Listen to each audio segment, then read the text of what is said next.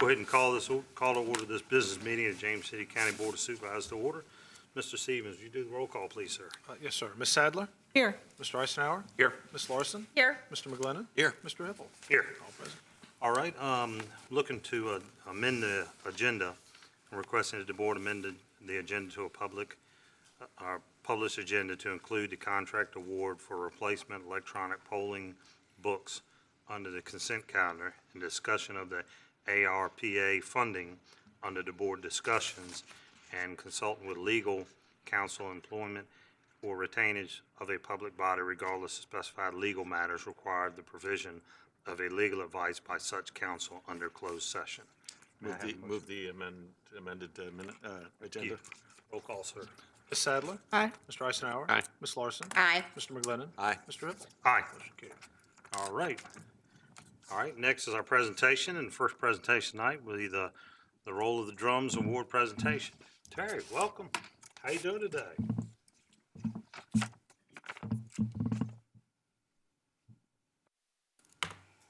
Good to see you. Having us today. I am Terry Benez, CEO of the Chamber of Commerce. We actually voted to change our name last week. So you are first to know we're no longer the Greater Williamsburg Business Council. We are now back to the Greater Williamsburg Chamber of Commerce. So we're here today to give you an award, and it's our Roll of the Drum Award. It's our most prestigious award from the Chamber, and it started in 1967. The chair, Jim Kelly from the College of William and Mary, created it, and it's to honor a distinguished individual or organization in the community who's done lifetime service or something within the year. It's not given out every year. It's only given at the honor of the current chair. So this year, we're super honored to present to the James City County, York County, and the City of Williamsburg for their direction and support of the pandemic. And we have an official. Our Julie Sums from the college will read your official proclamation. Good to be with you all. It's always a pleasure to be in James City County, and particularly when we can honor you with an award. So the Roll of the Drum Proclamation.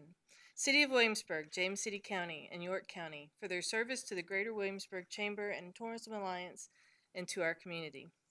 Whereas the Greater Williamsburg Chamber and Tourism Alliance wishes to honor the City of Williamsburg, James City County, and York County for their extraordinary efforts to change their service model to one that was largely virtual, their tireless attention to the well-being of her citizens, and their selfless dedication to Williamsburg area business community during the worldwide pandemic.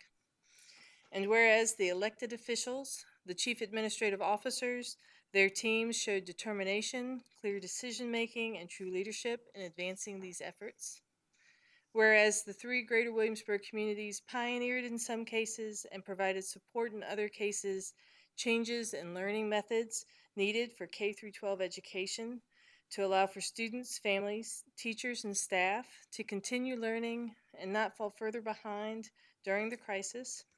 And whereas the three Greater Williamsburg communities committed staff, programs, and fiscal resources to support small businesses in the community, including, among other things, the Small Business Relief 30-Day Fund.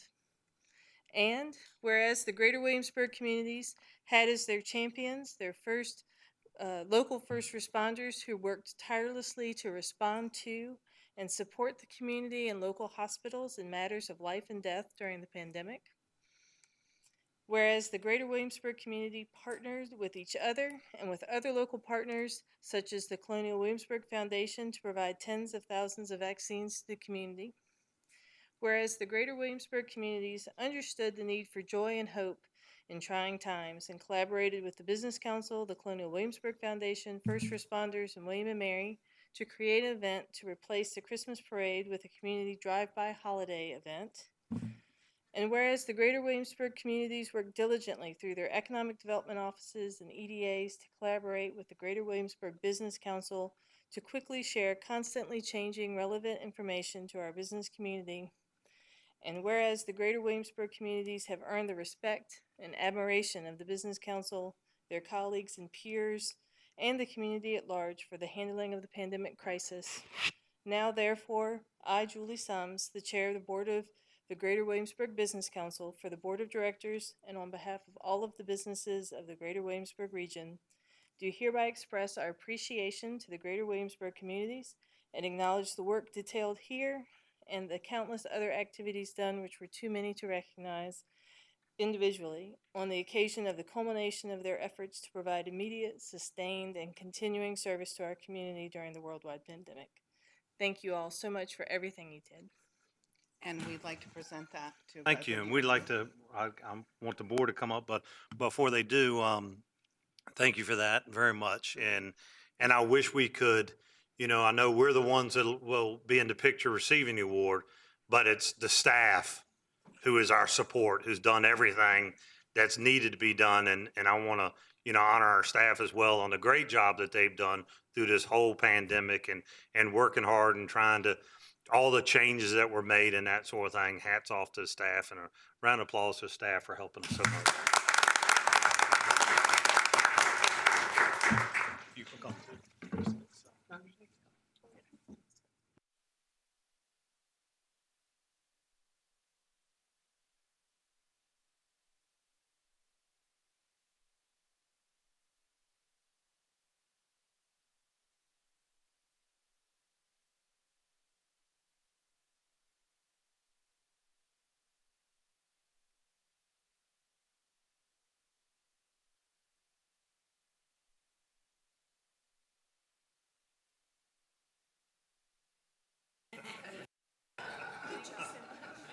Thank you.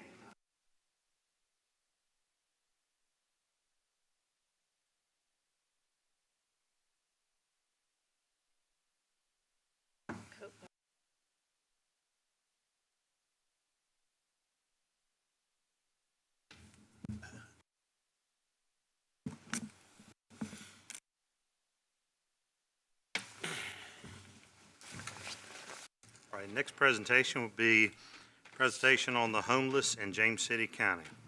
Barb, welcome. How you doing today? Mr. Chairman, members of the board, I'm Barb Watson, and I am the Assistant Director of Social Services for James City County. Thank you for letting us be here this afternoon to talk about homelessness in James City County. All of you should have received a packet of information in your board packet about the different agencies. So we're going to be sharing this afternoon, you've heard a lot about our housing office, which is of course near and dear to my heart, but we have lots of special partners who also work with us in providing services to those experiencing homelessness. And we do have representatives from those agencies in the audience today. So at the end of the presentation, there may be opportunities to ask for clarifying questions. Next slide. I thought I would first start out by talking about the definitions of homelessness, and there are a lot of them, but we're going to focus on 3.5. The first one being literal homeless, and those are folks who don't have a fixed, regular place to stay. They might be living in a shelter or living in a place that's not meant for human habitation. And also, this would include folks who are exiting institutions. Imminent risk of homelessness, those are individuals and families that are in danger of losing their primary residence within 14 days, and where diversion has been attempted, and these households also are those that may be facing eviction. Another category are those fleeing domestic violence. And they can be either literally homeless or at risk of homelessness. And among these, you may hear the term precariously housed. And that just means that nobody has a permanent household. They might be couch surfing, staying with family, but they don't have a permanent residence. Next slide. Here is a list of the homeless service providers we have in the community. The Office of Housing, James City County Office of Housing leads the list. but there's Avalon Center, the Community of Faith Mission, Salvation Army, Williamsburg House of Mercy, 3E Restoration, and the United Way of the Virginia Peninsula. All of us work together in providing services to those experiencing homelessness. Next slide. So we tried to map out paths to stable housing because that's the ultimate end that we want to have for everyone who's experiencing homelessness. And we'll start out with prevention. This is short-term assistance, and we really want to help prevent people from being evicted because once they're evicted, it's very hard to house them. So we want to keep them in the house in which they are in. We have emergency shelter that also is short-term. It might be communal, it might be in a hotel or a motel, but basically it is creating that bridge that's going to help folks get to that next or to the step eventually of permanent housing. Rapid rehousing is short-term, it's rental assistance, there's some case management involved with that, and that may include paying deposits for apartments, arrears that folks may have, and just overall looking at what are the barriers for keeping people being housed. And so that's rapid rehousing. Transitional housing, it's supportive, it's time limited, and it may be, and it's usually in a fixed location, and again, a bridge from homelessness into permanent housing. Permanent supportive housing, there are vouchers available under this category, and they are used with folks experiencing serious mental illness. The agencies all work with Colonial Behavioral Health to help and support those efforts. And then lastly on the list, we have the Housing Choice Voucher. Many of you may know the name of Section 8, that's what this means. And it's rental assistance, it's paid directly to private landlords, and it's for qualified very low income households. We also maintain specific vouchers for veterans and then those who are elderly and disabled. Next slide. So as a group, we've been meeting in preparation for today's presentation, and we came up with some observations of things that are working well among us as well as challenges that occur. So first of all, we feel that we have a very strong, we have lots of opportunities for homelessness or serving homelessness, and staff and volunteers who support those efforts in the community. We all communicate among one another. No one of us can do this all by themselves. And we have a coordinated system and where we look at, which agencies or agency is the best person to help in serving. But we all are working together and communicate quite well. We have supportive services for those folks experiencing homelessness. That might be substance abuse, mental health services, credit counseling, case management when you're housed. And then we're all very informed and know about the importance of being trauma informed as we work with those citizens experiencing homelessness. Some of the challenges that we identified is the capacity. And as I mentioned earlier, no one of us can do this by themselves. And oftentimes we do resort to housing people in hotels and motels, and that can be very costly, as well as the individual, there's some isolation of them just being housed alone. More supportive services are needed. That's probably one of the biggies to help and address barriers. Funding is very restrictive depending on the source. So, many organizations are spending lots of money on keeping people in hotels and motels. And then We also would like the focus to be more on prevention and addressing the precariously housed. We really do feel that would be helpful in moving forward. You want questions now or when we get through the presentation? I just was wondering if you could expand on the more supportive services, an example of what type of supportive services. Well, can I continue, because I only have one more. It's partly in our kind of some recommendations that we might Sure. have. So some of the recommendations that we did come up with, it's really looking at the capacity limitations of emergency shelters.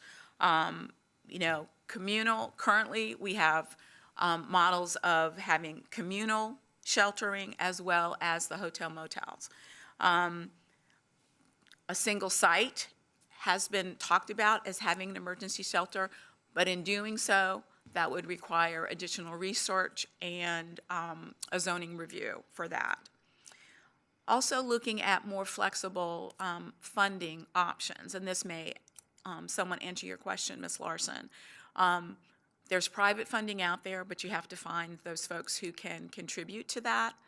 A local voucher program might be an opportunity.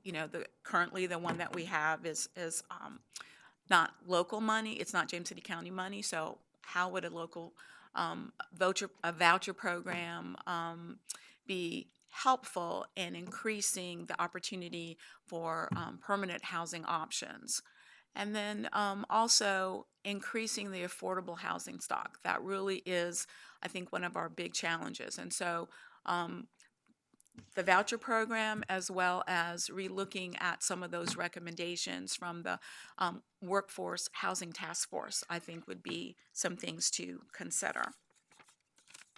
So that's all I have. So I can answer questions if there's questions from, Rebecca is here also, but we also have, as I mentioned, representatives from organizations. Questions? Well, I guess just back to my question is the support, or the ones that the recommendations, is that the support services that it's vouchers and figuring out funding? Are there any additional support services that people would like to see in place? There's a lack of affordable housing. I think that gets at the root of it. Most of our folks a lot of folks who are living in hotels or don't have permanent fixed because they can't find any place to rent. And then they also have barriers. They may have previous evictions, so it's really hard to find a place. But a lot of it is just the whole affordability piece. If there was rental assistance similar to the housing choice vouchers, that might make it a little easier for people to find housing or to be able to afford housing. And well, first, let me say thank you for working together and doing this presentation, which I think is so important. And we're addressing it in July, where heat can be an issue, but definitely we know the winter, this is an issue. People not having a place to live. And as there's one thing I've learned from one member sitting in the audience right now is that we don't always see the people that don't have a home. Sometimes they are deep into the woods and that's their shelter. So here in our county. So I think that's something that we need to, I'm glad that we're talking about it. But have we had any discussions about what is affordability? Because I imagine there's going to be a range, but is there an average that a rent might work for? Because we can say affordability, but then when we also talk about workforce housing, we're talking about teachers and first responders, and so I imagine that there's probably those at another end of the scale that $2,000 a month is not considered affordable, and it's not that would not, workforce housing would not work there. So I'm just wondering if there's ever been a study about what would work. What is the price point that might work? Okay, come on up. Thank you. Thank you so much. And I will say, just focusing on the conversation that we had for today, we were really just focusing on homelessness and the service providers. Sure. And I also just wanted to mention too that all of us provide services 12 months out of the year. Yes. So I also want that to emphasize that we all provide services. So, you know, we all work to ensure that there are not those gaps. Thank you so much. Hi. Good afternoon. My name is Keith Denny. I'm the manager of the housing office. I did include some information that you have received that gives the area median income for a household of 4. We would love to think that that is the target. It's about $22,600 a year. But we know that in James City County from our Workforce Housing Task Force study that it's more like $35,000. And that is a slightly older data. It's 3 or 4 years old.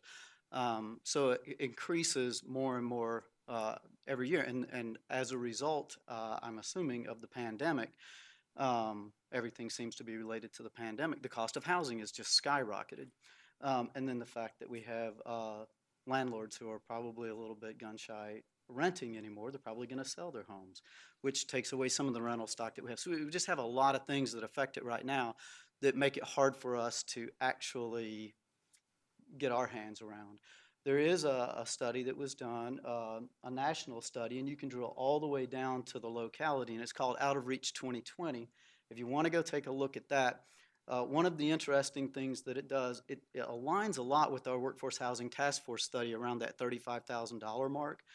But it allows you to take a look at the different employment types, and they break it down by the locality. They identify the types of jobs that are available in your locality, what the median pay for those jobs are, and then it categorizes them as to what they can afford, whether it's a 1-bedroom, a 2-bedroom, or a 3-bedroom. And it's very interesting how many types of jobs we have in James City County that can only afford a 1-bedroom apartment. And from our study, we also know that it takes 2 full-time jobs. This study will tell you how many hours a week you have to work at your rate just to afford a 1-bedroom or 2-bedroom. In a lot of cases, it's 120 hours a week.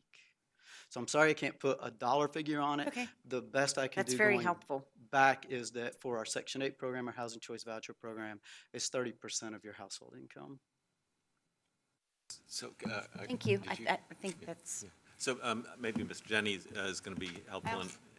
I also wanted to invite Charvela West from the Greater Peninsula United Way to also add to your answer to your question.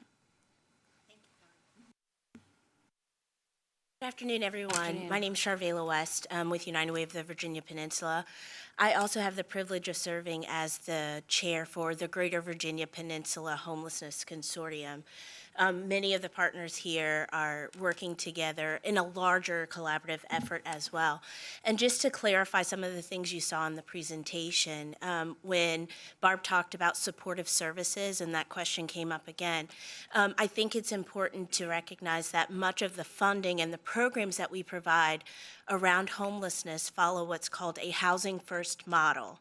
So someone who's experienced the trauma of losing their home is now placed into a permanent housing solution, and it's up to all of us to wrap around them to provide all of the care and support they need to overcome the barriers that created that isolation and homelessness. So those services look like addiction services, mental health support, financial counseling, and things like that.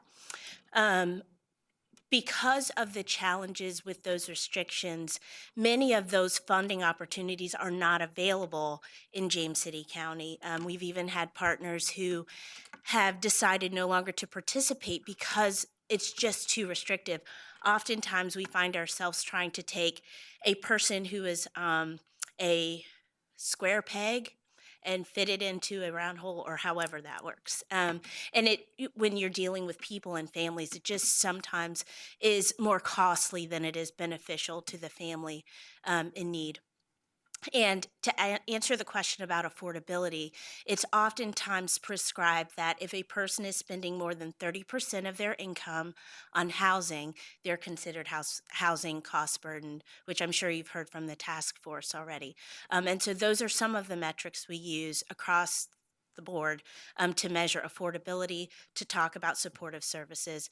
And the Greater Virginia Peninsula Homelessness Consortium is one larger framework in which our collaboration is happening. I just thought that might be important.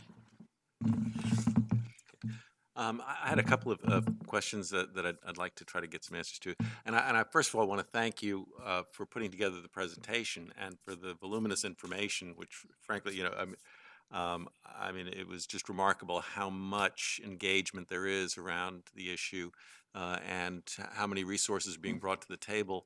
But it also, kind of gets at the notion that oftentimes I think people just sort of throw their hands up in the air and say, well, it's just too big a problem to deal with. And I think one of the things that comes out of the information that you provided is that maybe it's not too big to handle. That in fact, when you look at the annual census that's conducted, recognizing that it's not capturing everybody, certainly, and that not everybody who might be without a permanent structure in which to live is there because of affordability issues, but because that's the way they have chosen to live.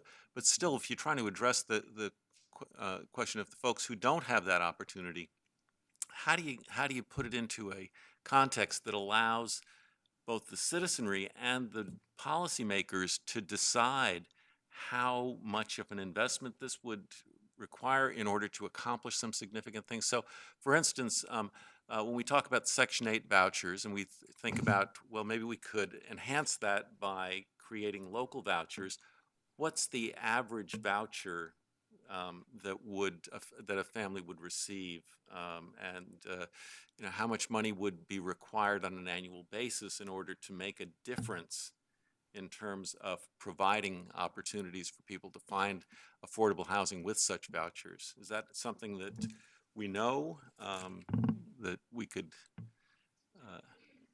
Yeah, it was in the task force recommendation, and one of the things I know Keith has mentioned, you talked about the price of units going up, during the pandemic, and I will say that one of the discussions that we've been having on site is that there are few opportunities for like one bedroom, so like for singles, and that our voucher price at the time was lower than what the amount that folks actually made. So for example, most one bedrooms are now going for like $1,000 something, just for one bedroom. And we just recently increased our voucher standard for one bedroom to $1,100. And so that's so that there's not so much of a gap. So it really depends on also how much the person makes, because the amount of the voucher is dependent on how much your income and then what that rent is. So we would have to do the research has been done about how much that costs. We do know how many people or how many vouchers are issued in a given year and what the total dollar amount of that would be, right? Yes. So, I mean, can I get any kind of sense of what that average might be? On top of your head? Yeah, that's all I'm looking for, really. We have 154 housing choice vouchers. Right. Those are what we call our regular vouchers, and we receive approximately $1.2 million a year. Okay. The average cost per month, based on those entire 154 vouchers, is about $700 a month. And it's creeped up, like Barb said. We had to adjust our payment standard because anything above the payment standard, if a tenant finds a unit for, say, $980 and the payment standard is $920, they have to pay the difference. Often that's the difference between medication and gas. Right. So if we can increase our payment standard, which worked out to about an average of $40 per household, so some who don't need it get it anyway, some who need it get it. But it's about $1.2 million for our program, and that we have 154 regular vouchers, 10 Veterans Administration vouchers for homeless veterans, and then we have 26 vouchers for those who are non-elderly but disabled and have had a homeless experience. So those are the VASH and the mainstream are homeless programs, homeless vouchers. That's what I believe Barb was talking about before. If we had a local program, Right. we could provide even more vouchers to the homeless. It's hard Right. for folks to apply to our waiting list and not have a fixed address, because then we can't let them know, when they're eligible for a voucher. Right. Um, So I think that does help an awful lot in understanding the kind of fiscal impact that we would be having by creating something like this voucher program. I mean, just if we wanted to say increase by 50% the number of vouchers that were available, we think that would have a significant impact on homelessness, yes? So if we added 75 local vouchers, sounds like it to me. Great But recommendation to me. huh? Sounds like a great recommendation for me. So, I'll well, vote for that. just if you just humor me for a minute, so then half of the cost of the federal voucher program is about $600,000 a year, right? So we have a concrete number to kind of think about in terms of how we could make a significant impact. Now, obviously, it seems to me that we would want to make sure that all of our neighboring jurisdictions were working together in a kind of effort to address this sort of question. But I think that that gives us a little bit more of a sense of what we might be addressing here. We have some resources that I think we need to discuss in terms of what uses we would make of them. Right now, there's not a lot of money, I don't think, in the affordable housing proffer pool, but potentially there will be a few $1 million in that. Whether we want to think about the question of sort of creating an endowment that produces annual funding for a voucher program, or whether it's better to be spent on a short-term emergency housing facility that has maybe a meeting room in it that could offer opportunities for people to learn about training, to actually have access to the internet and some of the other things that we sort of assume that people are going to be able to do. I always kind of blanch when people say, oh yeah, just go on the internet and you'll find that. And it's, well, not if you're sitting in your car and that's your home. You're not going to have an internet connection in there or a device to connect with. So I think that's the one thing that always strikes me as the area where we could make the most progress, just kind of breaking it down into, so how can you do some things that have identifiable costs and would make a real difference in the quality of life for people who are experiencing this instability in housing? Just some thoughts. Well, last thing, one of the issues that we have, like Barb said, is affordable housing. Nationwide, only 25% of the vouchers issued get leased up. In James City County, only 20%. And that's because the vouchers expire. Folks can never.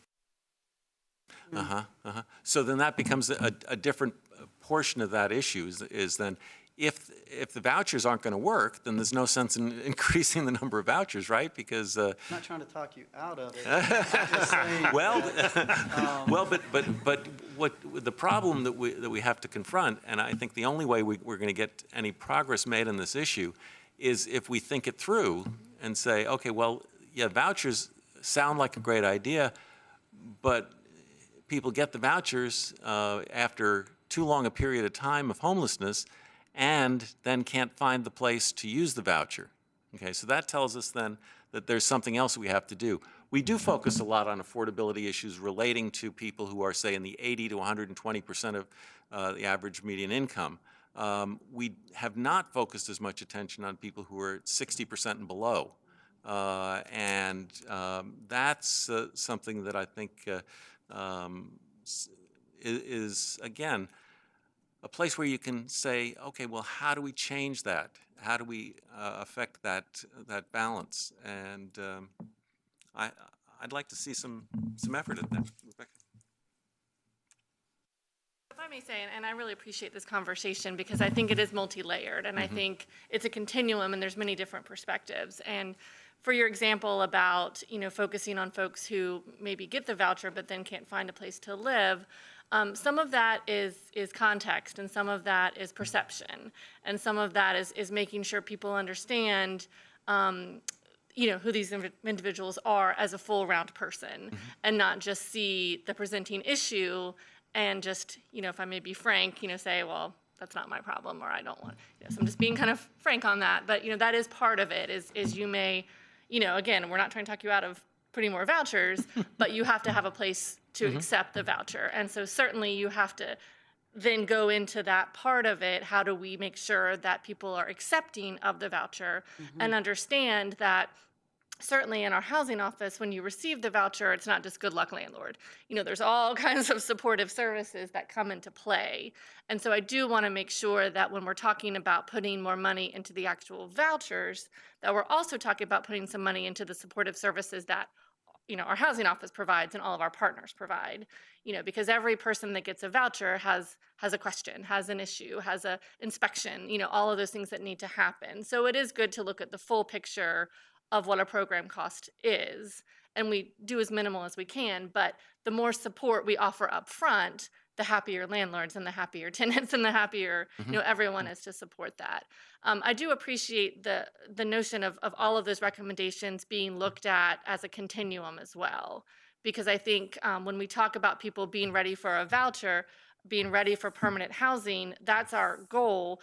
Not everybody's there when they initially come into our continuum, and not everybody necessarily is going to get there or going to get there quickly in the time frame that we usually have.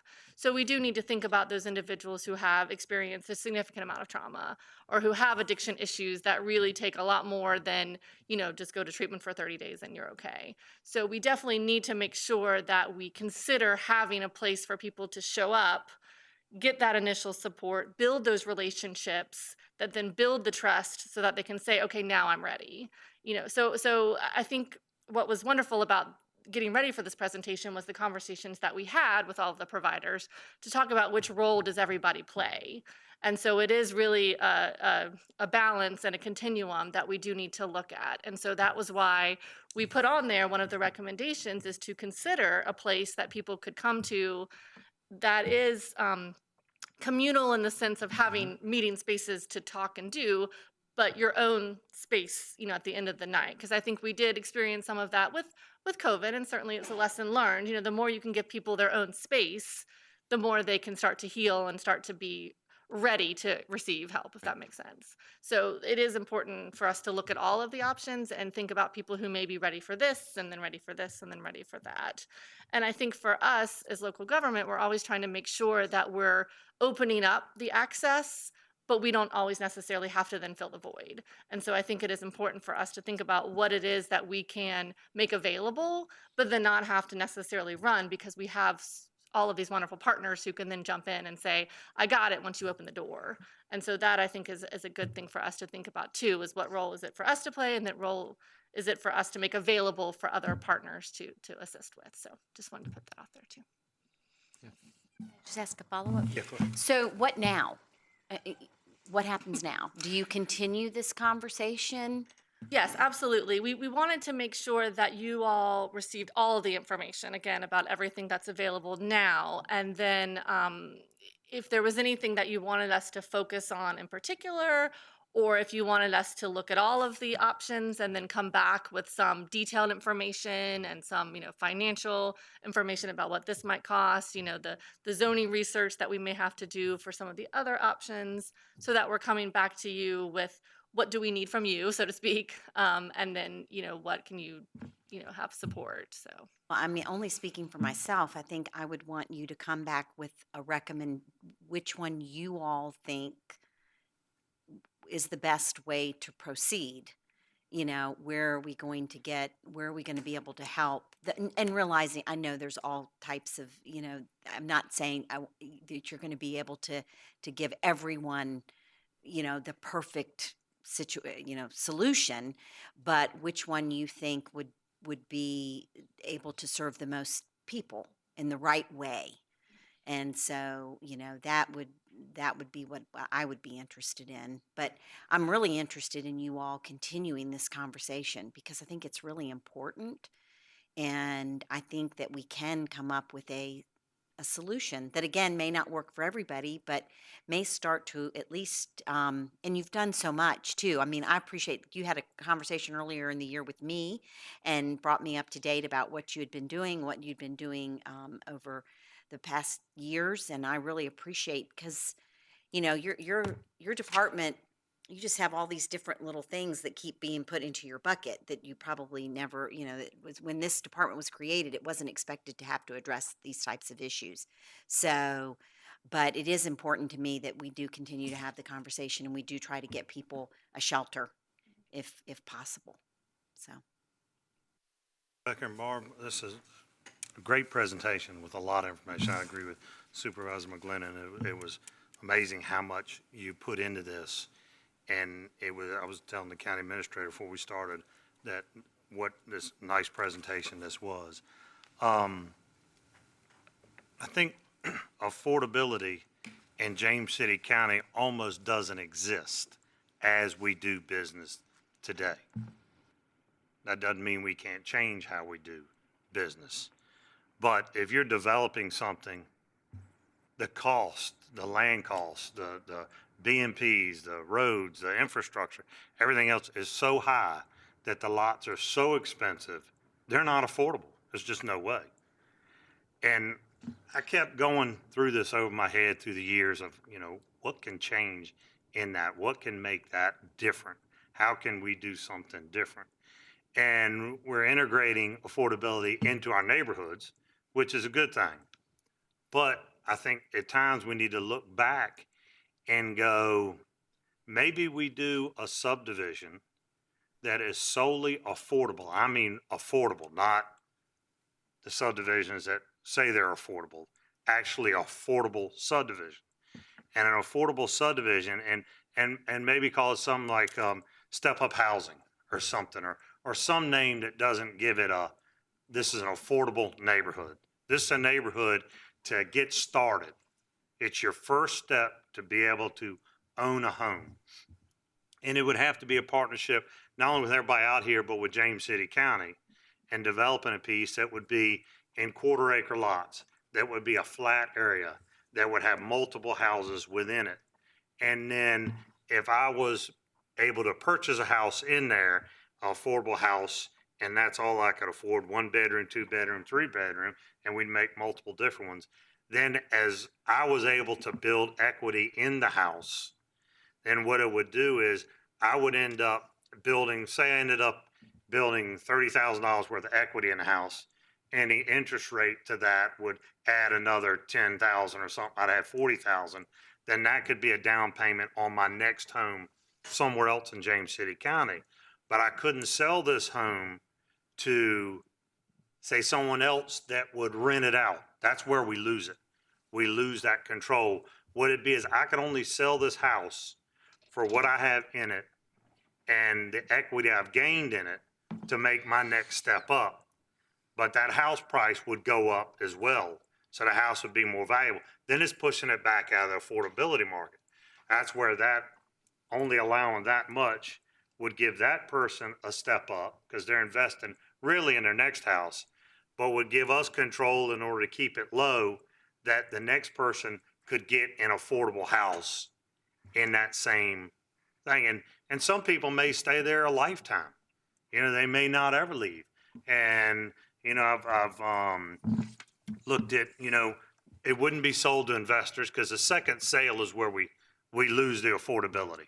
It's gone. What we consider affordability, not what I consider affordability. I consider affordability being down lower than what is considered. Can't sell it to investors. So James City County has some ownership. Y'all have ownership in this community. And then so the second sale can't be out to investors. You can only get in what you've put in it and what investment and interest and all that has gone into it. Of course, James City County or other private entities may all join together to develop this concept.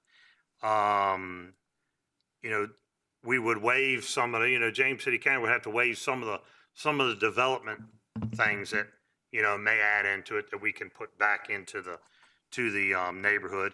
We definitely want to get WADA in there as far as a bus stop and that sort of thing. The standards and quality of the house, you know, we'd want to make it a small, easy to maintain house with a little yard, so that way it's not a stress. I've got to cut this, I've got to get a lawnmower, I've got to do it. You know, that adds to the stress of the people trying to get ahead to try to build this. And like I say, I'm thinking of this as, you know, a step up to your next home, you know, and a common area for gathering and a common house to have meetings and greetings and that sort of thing. And I'm a homeowners association where they're part of the involvement in the whole community.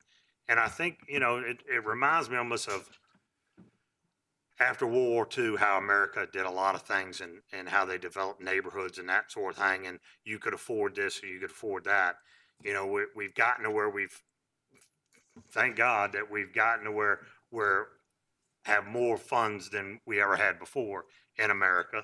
And that's great. But there's still a group of people that are trying to get to that same position. And I'm thinking of, you know, a subdivision that would be a step up to give somebody, we're not giving you this. We're allowing you the ability to slowly buy into this house, and this is your house.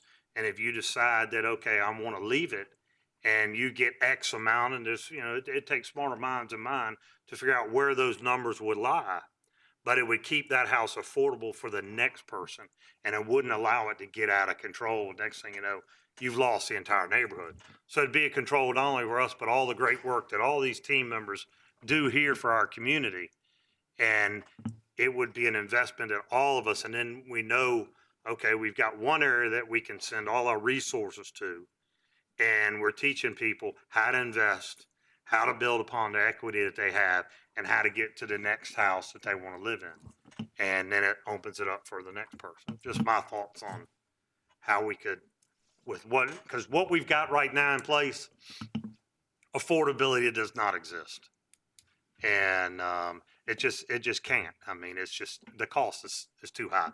And now with the pandemic and all the restrictions and everything else that are going on right now, the cost of materials are going out of this world. So of course the cost of materials are going up, the cost of rent's going to go up. The cost of everything's going up. Now we're getting even further and further away from our goal. So it makes it a lot tougher. So, you know, as a stopgap, vouchers and that sort of thing would, you know, fill a gap, but we need a solution to the problem. Because right now y'all are doing great and trying to do everything you can to, how can we stop this? But I think we can slow it down and maybe make it a little bit better. But, you know, we got to worry about second sales and investors and that sort of thing. And I've got nothing against somebody wanting to invest in something, but this area here would be investing in the people who need a house to start to get to their next house. Just my thoughts. And I Any other appreciate that. I think it's comforting to know that, you know, you all are empathetic to the concerns. And I think that was what we wanted to make sure that we're not going down a path that, you know, is outside of the scope of what, you know, you all feel comfortable with us doing. So we certainly will take all of this back, talk through, and then present some more detailed recommendations for you all to react to in the very near future. Great. So, Thank Melissa. you. Yes, go ahead. I had a couple of questions first. You get very, very good information on how many vouchers we have. It looks like basically it's a total of about 190 vouchers total throughout the whole community. Just so we have an order of magnitude idea, your count of homeless people average throughout the year. Are we talking 100, 200, 300, 1,000? How many people are we talking about that are in James City County that are in, or for that matter, in the region, not just the county, because this is not a problem for just James City, it's a regional problem, in our area here around Williamsburg? One of the reports that was also in your packet was the point-in-time count that the Greater Virginia Peninsula Homelessness Consortium that Ms. West mentioned does every year. Okay. So it does give a count, and I can picture it, but I can't think of the actual number. Something like 35, I think, in James City County. Right, yeah. So it gives it also for the whole region in terms of the different, whether they're individuals or whether they're families. So that was done just in January. So it's done every year at the same time to be able to give a point in time count, but it is applicable to, throughout the year, give or take. So it does show that some things are trending a little bit down, but I think sometimes the problem just shifts, to another Okay. area. So When you're talking about vouchers, you have a waiting list for vouchers? How many on the waiting list, do you know? under 1,000. Under 1,000, okay. So we're serving 190, and we have about 1,000. So that includes people who are not without housing now. They're looking for an opportunity to get their housing costs better under control through the availability of a voucher. Is that right? Yeah, there's certain questions they have to answer, certain ways that they get prioritized, because technically anyone can apply to a waiting list, but we try and prioritize individuals that, work here, live here, or closer to our area. But you can put your name on any list. So in addition to folks who are actually homeless, you have folks that may be in that potential category or whatever, so it's a broader scale. Right, we have a lot of folks who are doubled up, a lot of folks who are paying maybe their own way at a motel or hotel. Yeah. But it's not sustainable, Not sustainable. long-term. Okay. I got to tell you, I'll echo the sentiments. Excellent presentation and excellent collaboration with the group, because this is what it's going to take. I want to sort of piggyback a little bit on what Mr. Hippel said. One of the things that's bothered me with how we deal with affordable housing in James City County over the last 15 years or so is we've made an effort, and a lot of that effort has gone into housing for purchase. And we have discovered that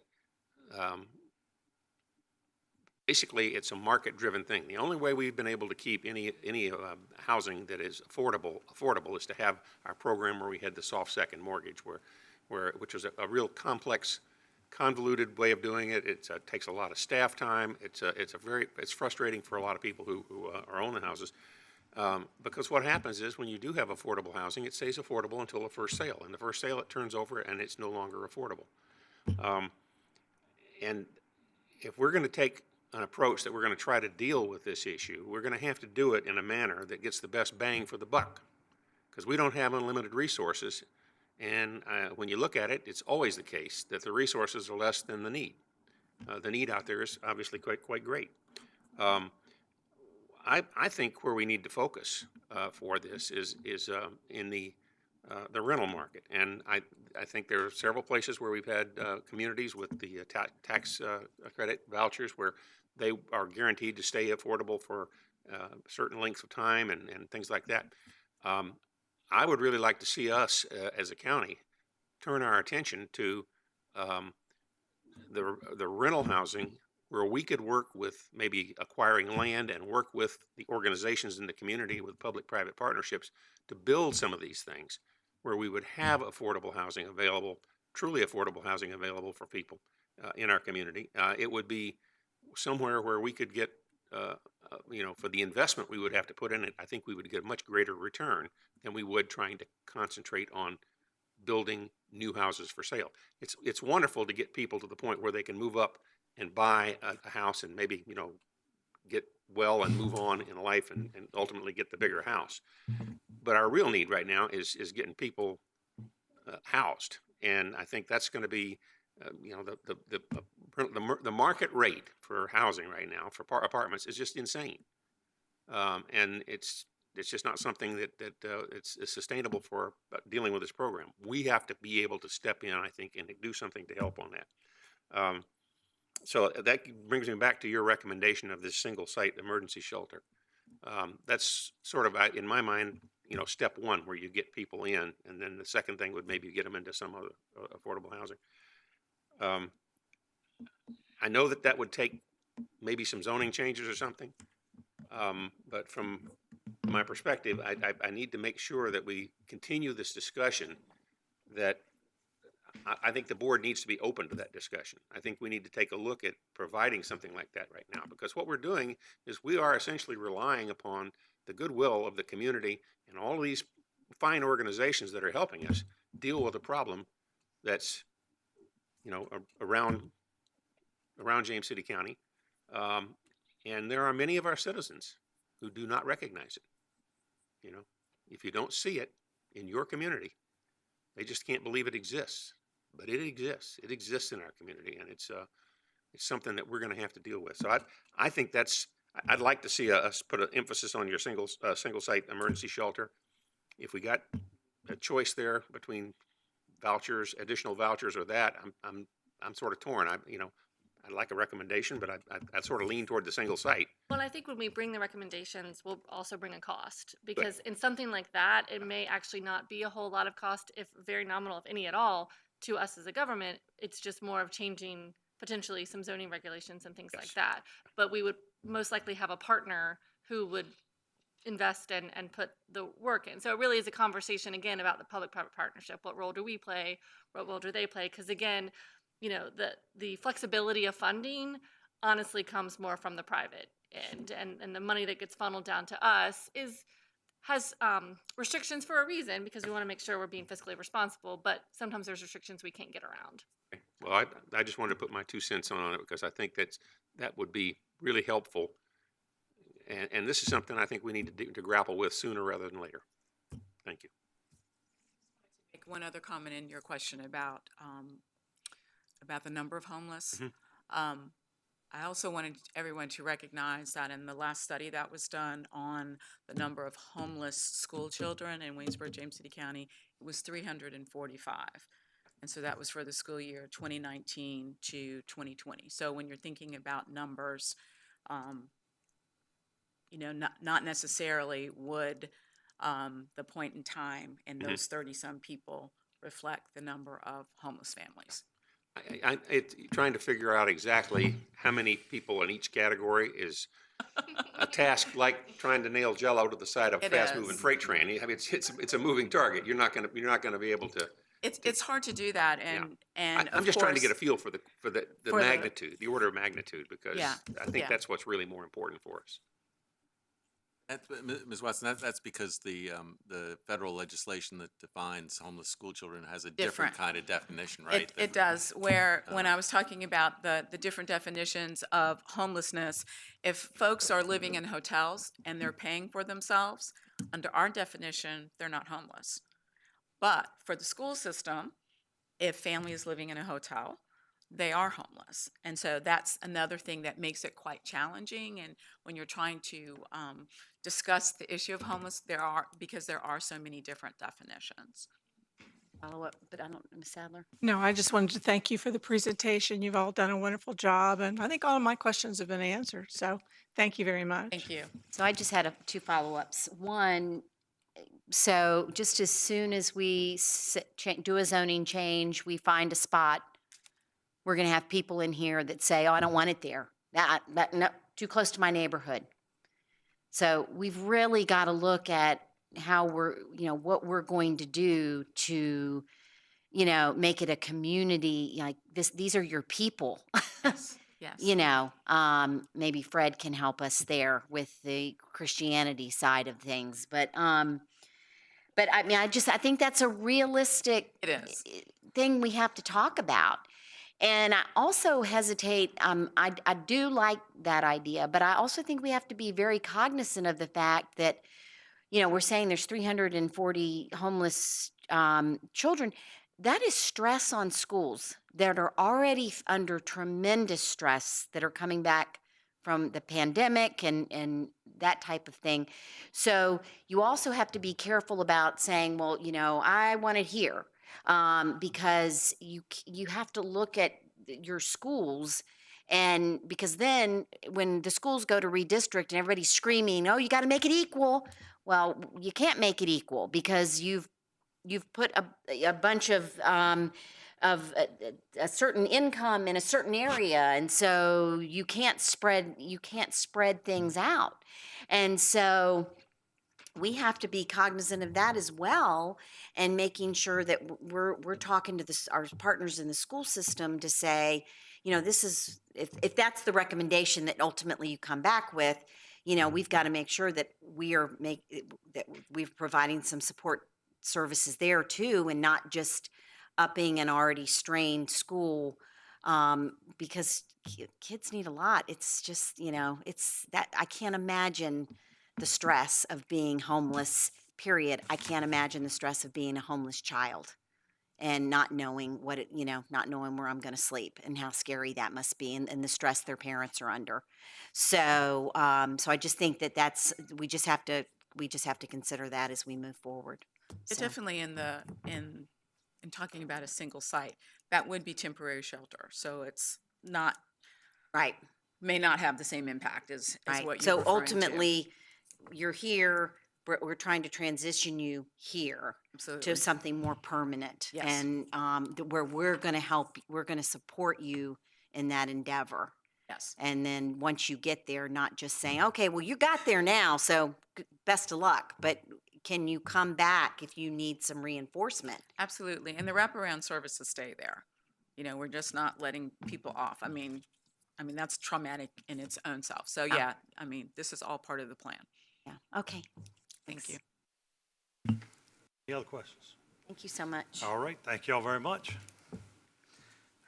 All right, next we're looking at trash consolidation study. Ms. Boone, Grace, welcome. Good afternoon, Chairman Hippel and members of the board. Before we get started with the presentation, I wanted to take a moment. We didn't have our environmental sustainability coordinator for like a year, and I know that all of you have interacted with our previous person before, but I wanted to introduce Cassie Cordova. Cassie is our new environmental sustainability coordinator.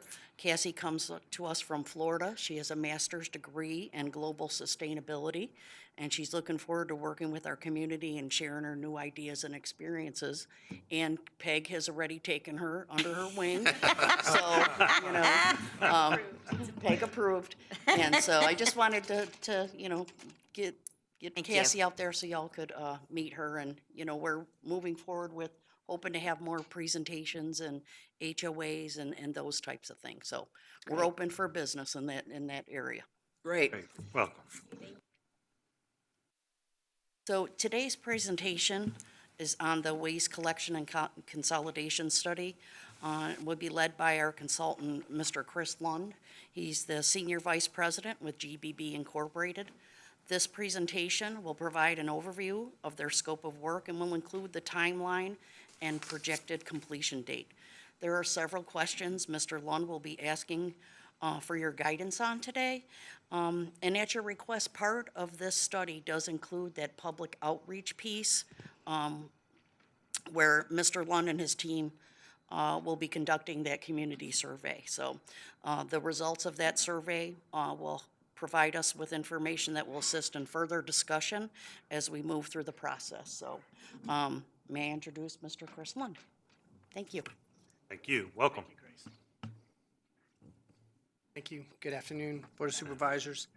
And I want to say, just to reiterate, partnership with not only us, but with your team, Grace. Again, my name is Chris Lund. Next slide, please. I am a solid waste management professional. My company is GBB. Our headquarters is in Fairfax County, Northern Virginia. I live a few counties over from you in Pittsylvania County, south of Lynchburg, around Chatham area. So we get into this area quite frequently. We're doing some work right now for City of Chesapeake, Albemarle County, Charlottesville, City of Charlottesville, and CVWMA. They're all wrestling with the same sort of issues, challenges that you guys are working on. Next slide, please.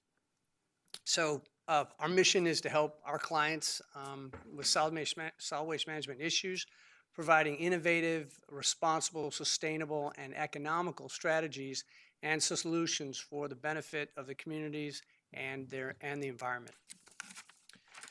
Next slide. This is the big slide. This will take a bit. Project understanding. James City County current solid waste management collection program does not include curbside trash collection. All citizens contract directly with a hauler for this service or through their HOA. The county does provide 3 convenience service centers that do collect trash, as well as they provide a bulk removal fee, leaf collection, drop-off and collection 3 times a year for its citizens. In addition, the county provides curbside recycling collections through one contract with a private hauler to all citizens who sign up for the program. The enrolled citizens are charged a monthly fee. We are working toward asking and answering the right questions to move forward in this project. The solid waste study is about whether to do trash collection and how to do it. We understand there has been a lot of conversation over the years with the board on this. Some have heard from their community members that they would like to see the county improving solid waste services. And therefore, this desire, this project to look at the county providing trash services. Currently, the county provides, and again, some of this is redundant, but I want to, hit home the point. Currently, the county provides a recycling program, bulk service, woody debris, leaf and limb removal, appliances, e-waste services, and the like, as I understand. The study will go on for the next several months with the idea of reporting out in the late fall. And I'll provide a schedule in the next few slides. There's an opportunity for public input.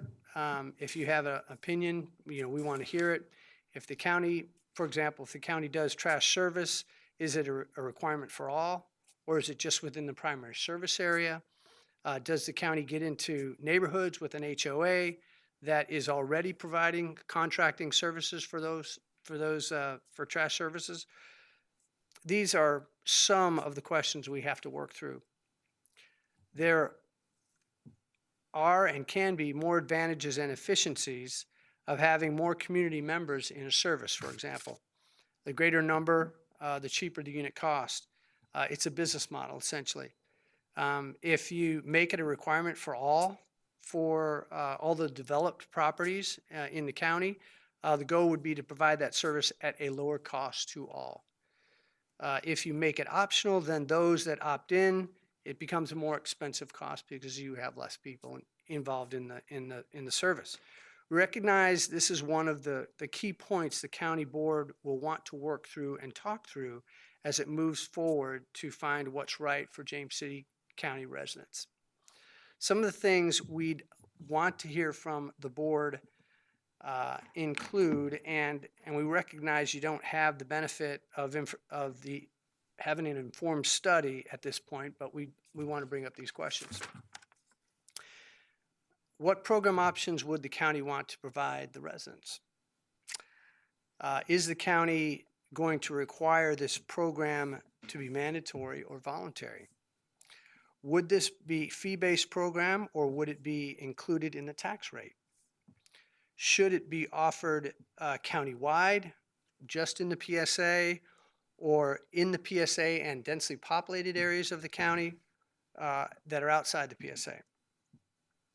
If implemented, would the county provide this service in-house, which would require hiring staff, purchasing equipment, or would you contract this service out to a vendor who already provides that service? These are things we're going to look at. If implemented, how do the convenience centers fit into the program?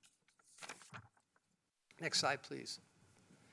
So this is the team, James City County staff, Grace's staff, Cassie Latara was here, Jim Hill, great group of people to work with. On our side, we've got GBB and we've got a professional survey company called Shepherd Research out of Oklahoma City, and C2 Logics, which is a route optimization solutions company that looks at routing, to find the most efficient, affordable way to route trucks. James City County and GBB have already formed up the project team and have set to work with regular communication, coordination, data research retrieval work at this point. Next slide, please. So this is a busy slide, but the project approach, currently James City is, again, interested in evaluating a consolidated trash collection program for its citizens, whereby the county would maybe contract with one or two haulers or perform those collection services in-house. The evaluation would include the following steps. Identify the existing state of curbside trash collection for residents throughout the county. Define the major concerns that both county administration and residents have with the existing trash collection system. Consider options for trash collection that would best address those problems and concerns. Evaluate costs for each considered option, including how best to fund them. Evaluate the use of convenience centers by residential properties and evaluate cost efficiencies of a curbside trash program and the integration of the convenience centers if such a program is implemented. Next slide. We have an aggressive schedule. This is the projected project schedule, 5 months, with the anticipated goal of delivering a final report to be ready to present to the Board of Supervisors at the end of November. Next slide. Wanted to focus on this, the phone survey. It's a big part of data getting in from the public that we're getting started with right now, going through the survey questions as we speak. This phone survey is, again, one of the first things we do, and we're working to gather that data for the public input. The target is to get 400 plus respondents. It is statistically valid. It's a statistically valid methodology and approach. You think you kind of want to have that as Board of Supervisors to have a solid foundation that it's statistically valid. The methodology, it's a cellular and landline phone interview with local callback number questions. Topics include the overall impression of the county waste program, how trash and recycling programs can be improved. We ask them to evaluate the rate and rate the current trash hauler that resident may be served by, and the waste management company as well. The cost of the trash collection services and options for specific items, i.e. bulky collection, household hazardous waste, and yard waste. The survey also includes demographic questions which would be used to stratify the sample to U.S. Census data for the county. So we just want to make sure we get the correct percentages that reflect the county demographics makeup in that regard. Next slide. That's it. That's very brief. I don't have too much to add. We're just getting started with this. We started in early mid-July with the data retrieval, and that's where we're at currently with Grace and her staff. Questions? The phone survey, is that begun, or when will that take place, if it hasn't already? Or it has not begun yet. It's anticipated to start in 2 weeks, if I'm not mistaken. so it'll be sometime in August then? Yes. Okay. Yes. Could I ask a question about the way the survey would probe the notion of preferences for paying for the system? How would you normally word that? And I guess to just kind of reveal what I'm getting at here is, when I've sometimes talked to people, they say, "Oh yeah, I'd like that to be covered by the tax rate," but they're not really thinking of increasing the tax rate in order to do that. That somehow or another we would just find the money in our budget to cover this, as opposed to a fee. We just met on Monday, adding that. We're so fresh with. We're on our fourth revision of. We've gone through multiple times already of the survey, and we have just added that in and how the language is going to be. I think we just talked about adding that question in and how we are going to couch it. I actually don't have the language yet, but Well, maybe I'll just I'll flag that for you. Yeah. Okay. Yeah. And speaking of things to flag, to me, one of the concerns that we would have is, we currently have a number of haulers in the area, including some that are relatively small, local, minority-owned businesses. Now, will there be some attention paid to ways in which you can recognize that it's likely to have an impact on such small companies? We can. We would describe what kind of impact that would be. Ultimately, the decision of what you guys implement is going to be up to, obviously, the supervisor and what you decide ultimately. I guess I'd like to know if it's possible to include in your final report some kind of indication of what best practices might have been in other communities about addressing that concern. Okay, sure, absolutely. I could ask a quick question, please. I know from experience, a lot of people that call my phone, I look at it and like, yeah, no thanks. Not interested in participating. And have you thought about sending out texts to where people can click on a link? You might get greater participation. I don't know what's involved with that, but a lot of times I've actually been able to discern what it is they're calling me about or texting me about. There's a link provided, and then you can go fill out a survey from there. I don't know if that adds extra cost to providing surveys, getting better response to the surveys or not, but Yeah. might be something that you could look into. And also, one of my concerns is up at mine and Mr. Hippel's end of the county, a lot of rural citizens who don't necessarily even participate in trash service at all. They just take their stuff to the convenience centers. I would like to make sure, and I don't know how we do this, to make sure that they're well represented in what their, and they would probably, a lot of them would be outside of the PSA. So I would want to make sure that we get a good representation of their thoughts and desires. How you tackle that, I don't know. I guess y'all can figure that out. But that's something that concerns me, that people tend to get a little neglected because they just aren't tuned into this sort of thing because they do their own thing. So those are my concerns with that. Got it. I'm noted. I think with both ends of our county, trying to get to the people that are at the furthest ends, Mm-hmm. a lot of them don't worry about surveys and want to fill them out and want to waste their time as they're working. They've got things to do, and the last thing they do is fill out a silly survey they're thinking from the county. So, and I know they're not silly because we need that information. What do you prefer? What would you like? And that's probably the toughest thing about the survey. And normally we'll get pockets, and we'll get 20 or 30 people that, may fill out 3 or 4 different surveys, and all of a sudden there's 90 people. Well, it's still 30 people. It's just 90 opinions that are still 30 people.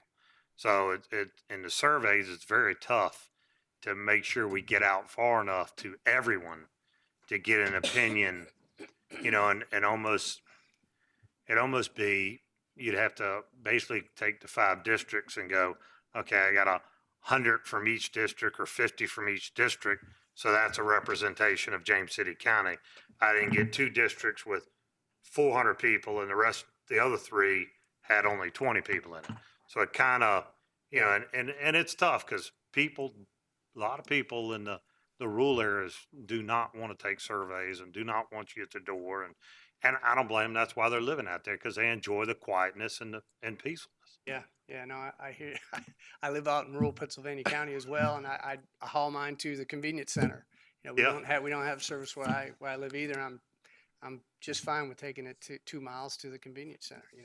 But we have in the survey that you have the 5 districts, voting districts, and then we have a list of, I think it's 347, if I'm not mistaken, neighborhoods or areas that we will be able to identify, and we be able to, or they will self-identify if they tell us where they live, that we can find out where they are, so that we've got that distribution as well as the demographics.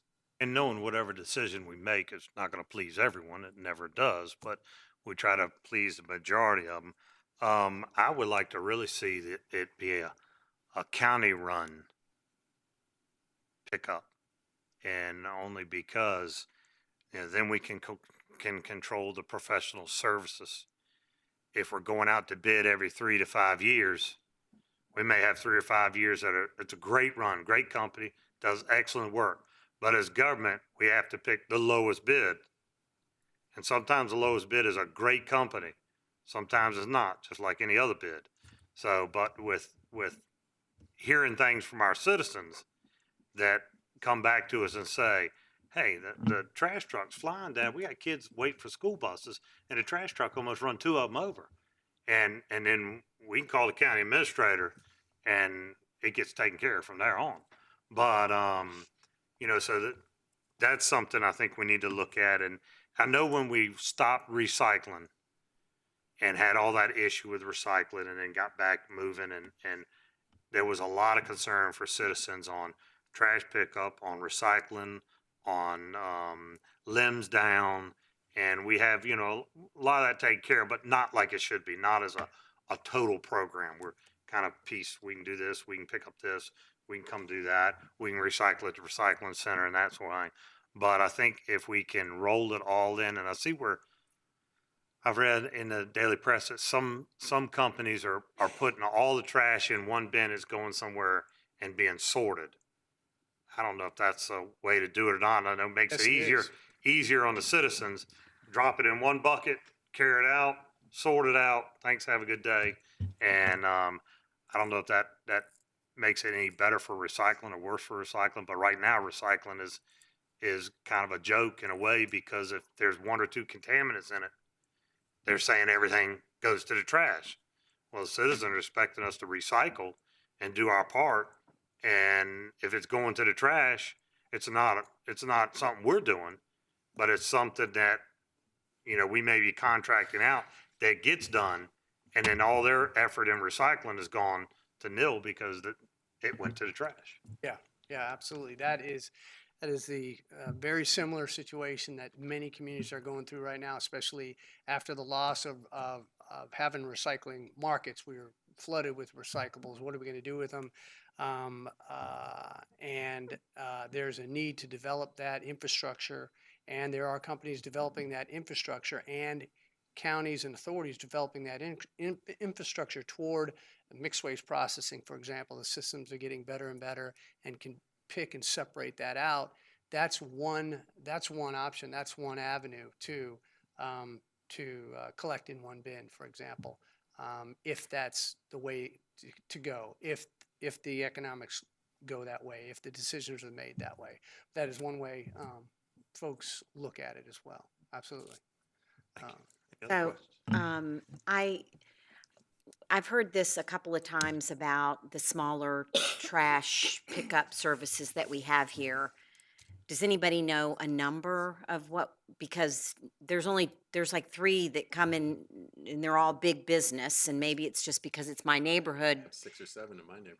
Wow. So I'd like to know how we find that out, but also, you know, if that's going to be a consideration, then we've gotten no help with the trying to cover the trash because of these smaller owners that are not regulated, and the amount of trash that goes, you all may not travel it, but travel Centerville Road someday, and the amount of trash from uncovered, unmonitored trash trucks. So if that is something that we don't do, then I think we have to look at how we're going to tighten up that piece, because that has a price to it as well.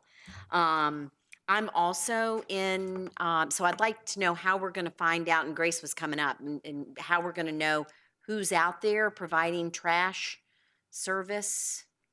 So one of the components was we were going to work with the business license office. So we'll be pulling that information.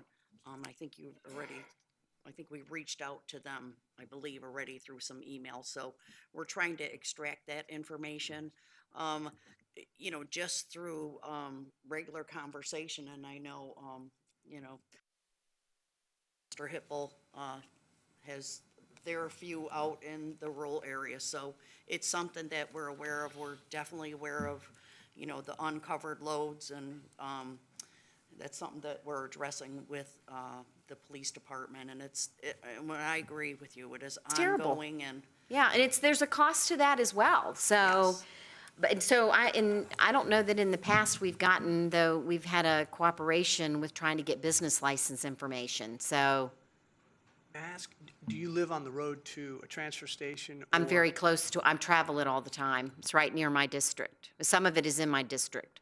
Centerville's the main So, road where Jolly But, Pond is. so do we think that we're going to be able to get the business license information? Do we feel confident?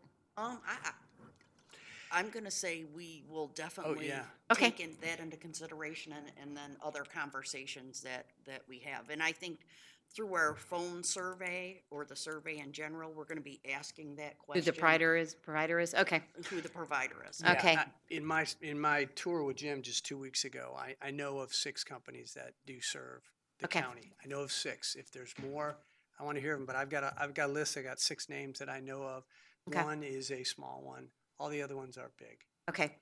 And then I'm also, and I know I'm sort of putting the cart before the horse, so to speak, but I guess when it comes down to whether it would be the county or whether we were contracted with somebody, if you're contracted with somebody, I don't know how you get past the same problem. I mean, I see it all. I didn't get my garbage picked up today. That nobody came. Then we become the middle person of that situation, which just seems like we're just giving ourselves just as much work as if you had your own staff that you were. So I'd be curious to know the pros and cons of both. So, and I know again, that'll probably be answered in time, but that would be a concern that I would have about contracting it out. It just seems like it would just double the workload. So, but, and I like what Supervisor Sadler said. I am like that as well. If I get a call 9 times out of 10, unless it's coming from an area code where I have an offspring person and I don't recognize the number, I'll answer it because I'm worried it's about one of them. Otherwise I don't. But if you text me and say, if you'll take this short garbage survey, I will. You might want to word it differently. Oh, my than that. trash, sorry. Trash. I will answer a survey regarding trash. So, thank you. I plan on bringing that up to the survey. I'm going to ask them myself because I want to know. I know they do it a bunch of different ways. In terms of your outreach, I might, I mean, I know your survey company is going to be trying to do a scientifically select random sample of citizens. Might be worthwhile just to also put out an opportunity for people to comment on to a website location. Just if they have opinions about it outside of the random sample. Talking about putting some communication out that, that there's a survey coming, we really, we are interested in your input. Please, be on the lookout for it, something that we can get out there. So if they do hear it or get the text or however we push it out, that they're encouraged to take it because, we really want to hear what they have. And then what are the jurisdictions around us? I know y'all probably look into that. What are they doing and how is it working and does it work or are they doing it themselves? And maybe in the survey, it could be something. We got a lot of people that are moving into the area. And what did you experience at your last place? And that might be some help. There may be 1 or 2 in there that say this worked real well in the hometown I came from and never had an issue. So. And I think that's where, some of the folks that are moving from the peninsula up this way are used to that service. They are. When you move into a house, you don't even think about it. You have 2 cans. You don't have to sign up for anything, and you pull them out to the curb, and they pick them up, and And a lot of those areas. When I moved back here, this was the first place I just kept thinking somebody was going to come get my trash because every place else we lived, it was included with your taxes. Right. And so they said, no, you gotta call and get. I was like, wow, okay. So I think we are, if memory serves me correctly, I think we are one of the few in the area that does it the way we do it. I believe they have some level of centralized, whether it's contract or in-house at most of the other jurisdictions. And I think that would be good information when you come back in the report so that we see how we stack up with regard to our peers in the immediate area. Yeah, we call it benchmarking, but Yeah. that's what we are doing with peers with York County or New Kent or work with CVWMA, your neighbors, Charles City County, New Kent County, Henrico, Hanover, Chesterfield. Okay. Other questions? Thank you, appreciate it. All right, next we'll move into the consent calendar. Consent calendar covers 11 items. If there's any member who wishes to pull one or discuss one before we vote on them, let me know, and if not, I'll take a motion for approval on the consent. Mr. Chair, I'd like to pull number 11 with the hopes of Ms. Mormon answering a few questions, please. Okay, do you want to just discuss it now and leave it open and rather than pull it, or we can do that if you'd like? Or you can pull it, whatever you doesn't matter. desires. Pull it? Sure, pull it. Okay, all right, we'll pull number 11, and look Then for, if no one else has anything they'd like to pull, I'll move the adoption of the remaining consent calendar items. thank you. Roll call, please, sir. Ms. Sadler? Aye. Mr. Eisenhower? Aye. Ms. Larson? Aye. Mr. McGlinnan? Aye. Mr. Hippel? Aye. Motion carries. All right. Yes, ma'am. Ms. Mormon, would you be able to answer a couple questions, please? Thank you.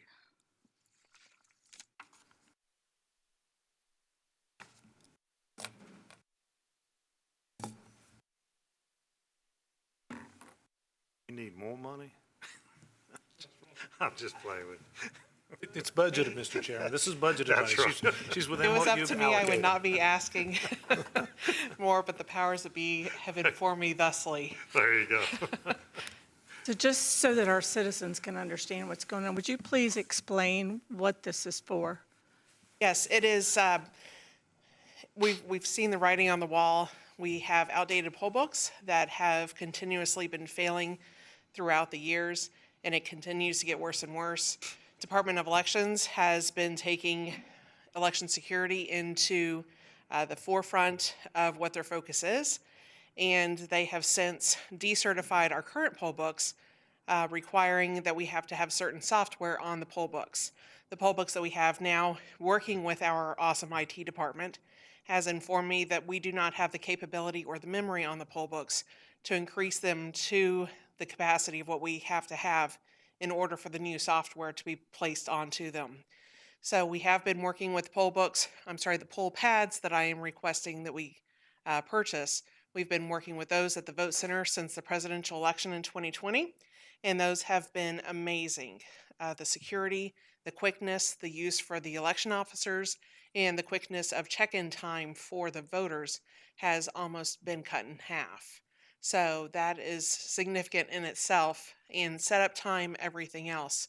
So that is why I'm requesting to do the poll pads across the board so that we can meet that security certification with the Department of Elections, as well as move us forward in technology for what we are using for the election day.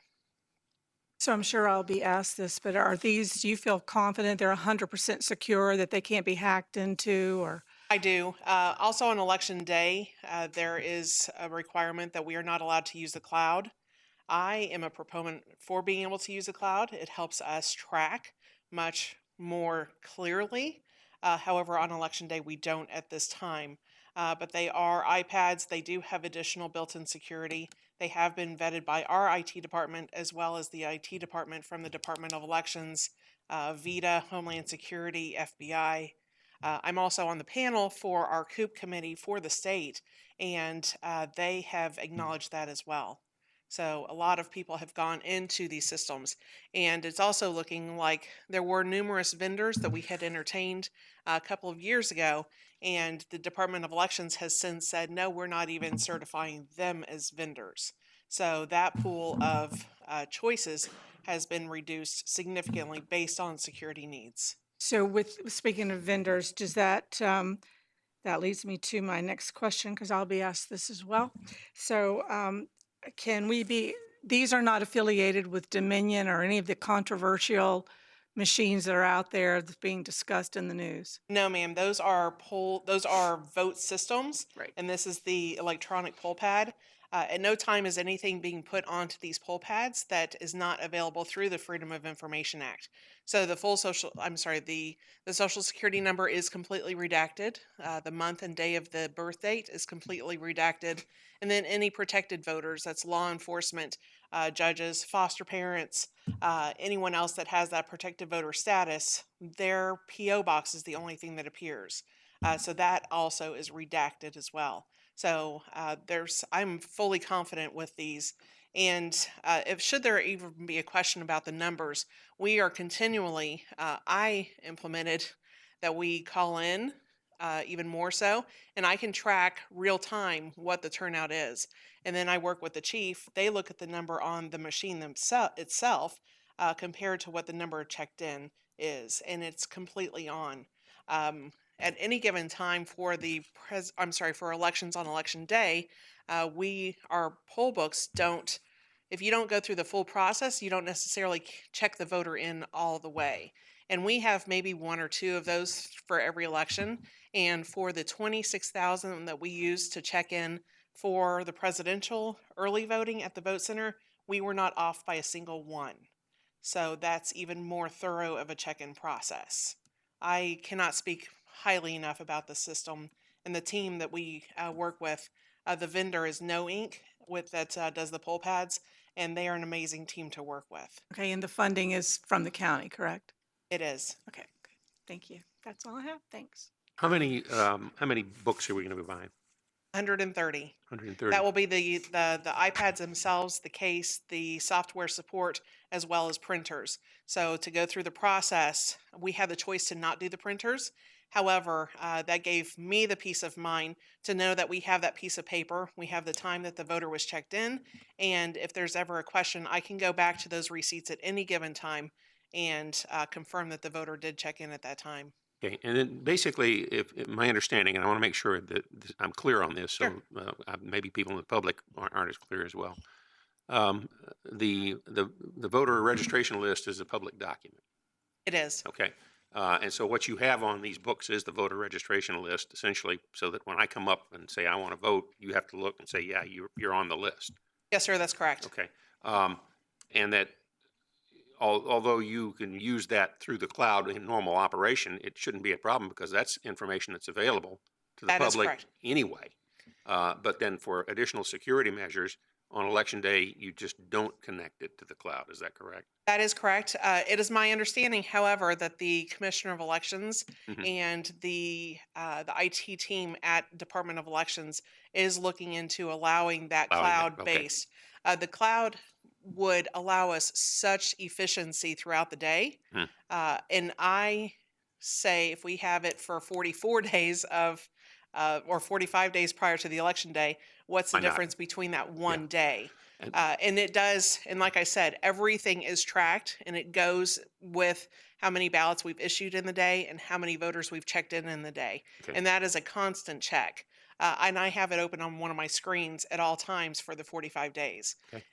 And the last thing is that for everybody's memory and in the public is that when you actually cast your ballot, you're casting a paper ballot into a machine that is counted, and it is not connected to the internet. So that the idea that someone could go in and hack or change or do something with your ballot or anyone's ballot on election day or whatever is not the way we are physically set up. It's a physical impossibility. That is correct. Voter turnout and election results is completely different, and they are not connected with each other, and that is why we have such communication with the chiefs, whether it be the vote center or on election day. We compare those numbers to make sure that we are on track. But we do have paper ballots, and at no time is this even being considered with our voting equipment. They are completely separate entities. Thank you. That is not Dominion. I'm not a technology expert, but if it's only not on the cloud on election day, those election season that we have now, it is on the cloud? That means it is on the internet? It is connected through the internet, yes. It is connected through the secure servers at the vote center, so through the county. And how are citizens supposed to feel confident about that? Because it doesn't track, it's just voter turnout. It doesn't track voter elections. It doesn't track results at all. It doesn't track who voted for what on the ballot. It is solely for us knowing who checked in at what time. Okay. And again, that's why I'm insisting that we have these receipts, so that if there's ever a question, we can go back and reconcile all of those receipts with what is on the poll pads themselves. Paper receipts. Yes, paper receipts. Okay. All right. Thanks. So, and just because I know that there are people who question a lot of things, the number of votes that are actually cast would be a check on whatever number would be reflected in the poll books in terms of total turnout and participation. Yes, sir, that's correct. And there would be no connection between those two. No, sir. Right. We, and our voting equipment is so secure, we have nothing, and at no time is it ever connected to the cloud. It is not connected to Bluetooth, anything wireless, and it is literally plugged into the wall.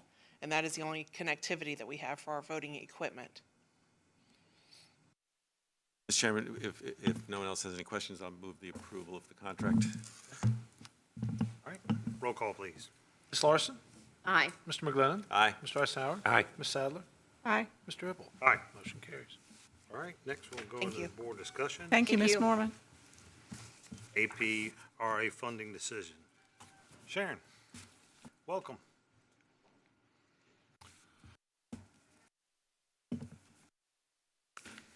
Good afternoon, Chairman of the Board, members of the Board. I wanted to spend a few minutes this afternoon to provide the Board a quick update on the American Rescue Plan Act funding, as well as start a discussion on potential next steps. Next slide, please. So just as a reminder, Congress, as well as the President, approved this funding back in March of 2021, this year. It's a $1.9 trillion relief package, and our focus today is really on the local component, which is that in the red there, the $65.1 billion of direct aid to counties. One particular thing to note here with ARPA that was different from CARES, this funding did come directly to the county, whereas under CARES, it went directly to the state and then was channeled through the state to the localities. So just to kind of recap the timeline, of course, the county's allocation was $14.8 million. That's to come to us in two separate equal components. We did receive our first allocation of funding of $7.4 million in May of 2021. We came to the board, we had a public hearing, as well as the board appropriation in June of this year, so just last month. We anticipate receiving the second allotment of funding that would also be for $7.4 million in May of 2022. And again, our plan would be to come before you, hold a public hearing, and ask for a board appropriation of that dollar amount as well. Under the guidelines of the Act, all the costs must be obligated by December of 2024, and those costs must be spent, meaning cash out the door, vendors paid, and work complete by December of 2026. In terms of the allowable uses under the ARPA, there's really four broad categories. We've discussed these before, but primarily it's responding to the public health emergency or the negative economic impact, providing premium pay to certain essential workers, providing government services to the extent of revenue reductions, that's commonly referred to as the revenue loss component, and then making necessary investments in water, sewer, or broadband infrastructure. Our focus today is really in that, if you'll go back please, in that red bullet point. And again, referring to that as a revenue loss component, that would be our recommendation for the primary use because it's the most broad and it provides you with the most flexibility in terms of how to use it. A couple of things I did want to mention about the calculation itself. I won't get too technical because it is quite the equation, but a couple of things I thought that were important to note. It is based on the last full year before the pandemic. So the pandemic happened in March of 2020, which is fiscal year 2020. So the last full fiscal year before that was fiscal year 2019. So that's our base year. The calculation of revenue includes all of our funds. So it's not just the general fund, it's our capital fund, our debt service fund, our grants funds, all of those.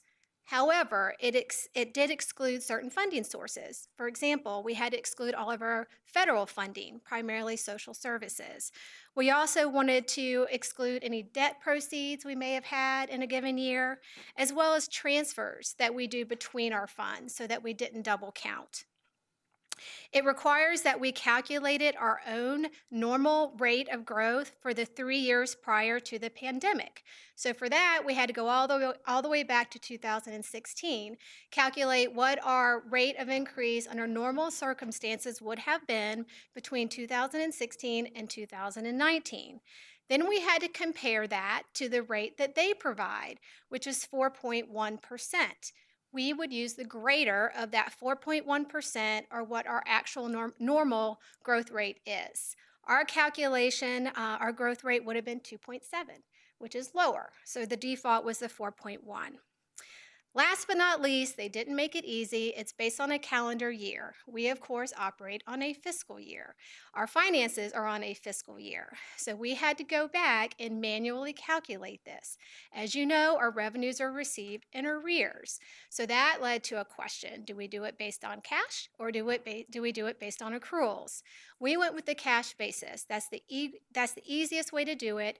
We were allowed to do it under any method as long as we were consistent for all 3 years. So based on our calculation and in accordance with the guidance, our revenue reduction was about $17.5 million. That's only in 18 months. So that was really since the start of the pandemic through December 2020. Our allocation of ARPA funding is 14.8. So that means that we could use our entire allocation just for revenue loss if you would like to do that. And again, that is the broadest use and it gives you the most flexibility. So in terms of, next slide please, in terms of things that we cannot do, we cannot use this funding to reduce taxes or delay a tax increase that you had planned to do. We cannot spend it on pension deposits. We could use it to make current pension deposits, but we can't use it to pay down that overall liability. We also can't use it directly to pay down debt. We can't use it to settle any lawsuits or judgments against us, and we also can't use it as a direct deposit to our rainy day fund or our undesignated fund balance. In terms of what we can do, one of the suggestions that we would have is perhaps to hold a public hearing to get the feedback from the community. A slide on that? Yes, next slide. Yep, there you go. We also would be seeking for the guidance from the board on what you see as the priorities. Certain eligible uses that what we consider to be more the low-lying fruit based on the information we have. Impacted industries, tourism, travel, hospitality, that's given preference in the Act. Small business support, housing assistance. In terms of your revenue loss, perhaps looking at certain transportation projects. Looking at your CIP plan, that would include not just projects in the 5-year CIP, but any projects that may have come up. And then also housing assistance. We had a long presentation tonight that we potentially could use this money for as well. And then water and sewer. And I wanted to mention that does include certain stormwater projects. The only caveat to that is that stormwater has to have a water quality component that would qualify under the Clean Water Act. We do have about $12 million of stormwater projects in your current CIP plan. And then again, broadband infrastructure as well. Next slide, please. So going forward, a couple things I wanted to mention here. Just as we did with CARES, this funding has been set aside in a separate fund. It has not been commingled with our general operating.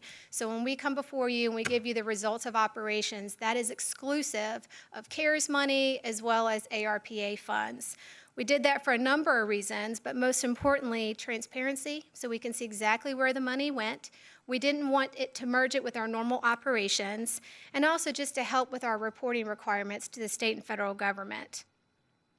Some of the additional things that we thought we could do going forward, perhaps develop an internal process to vet and prioritize requests. We already do this with CIP.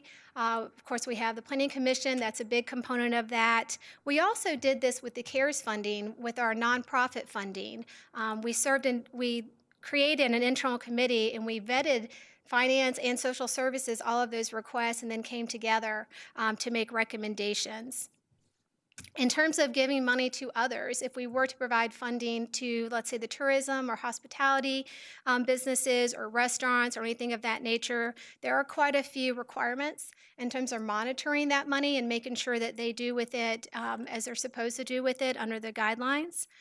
And then, of course, our normal accounting, proper coding, adequate documentation. It would be subject to audit. I can tell you it will definitely be audited by our local auditors, just as CARES has been.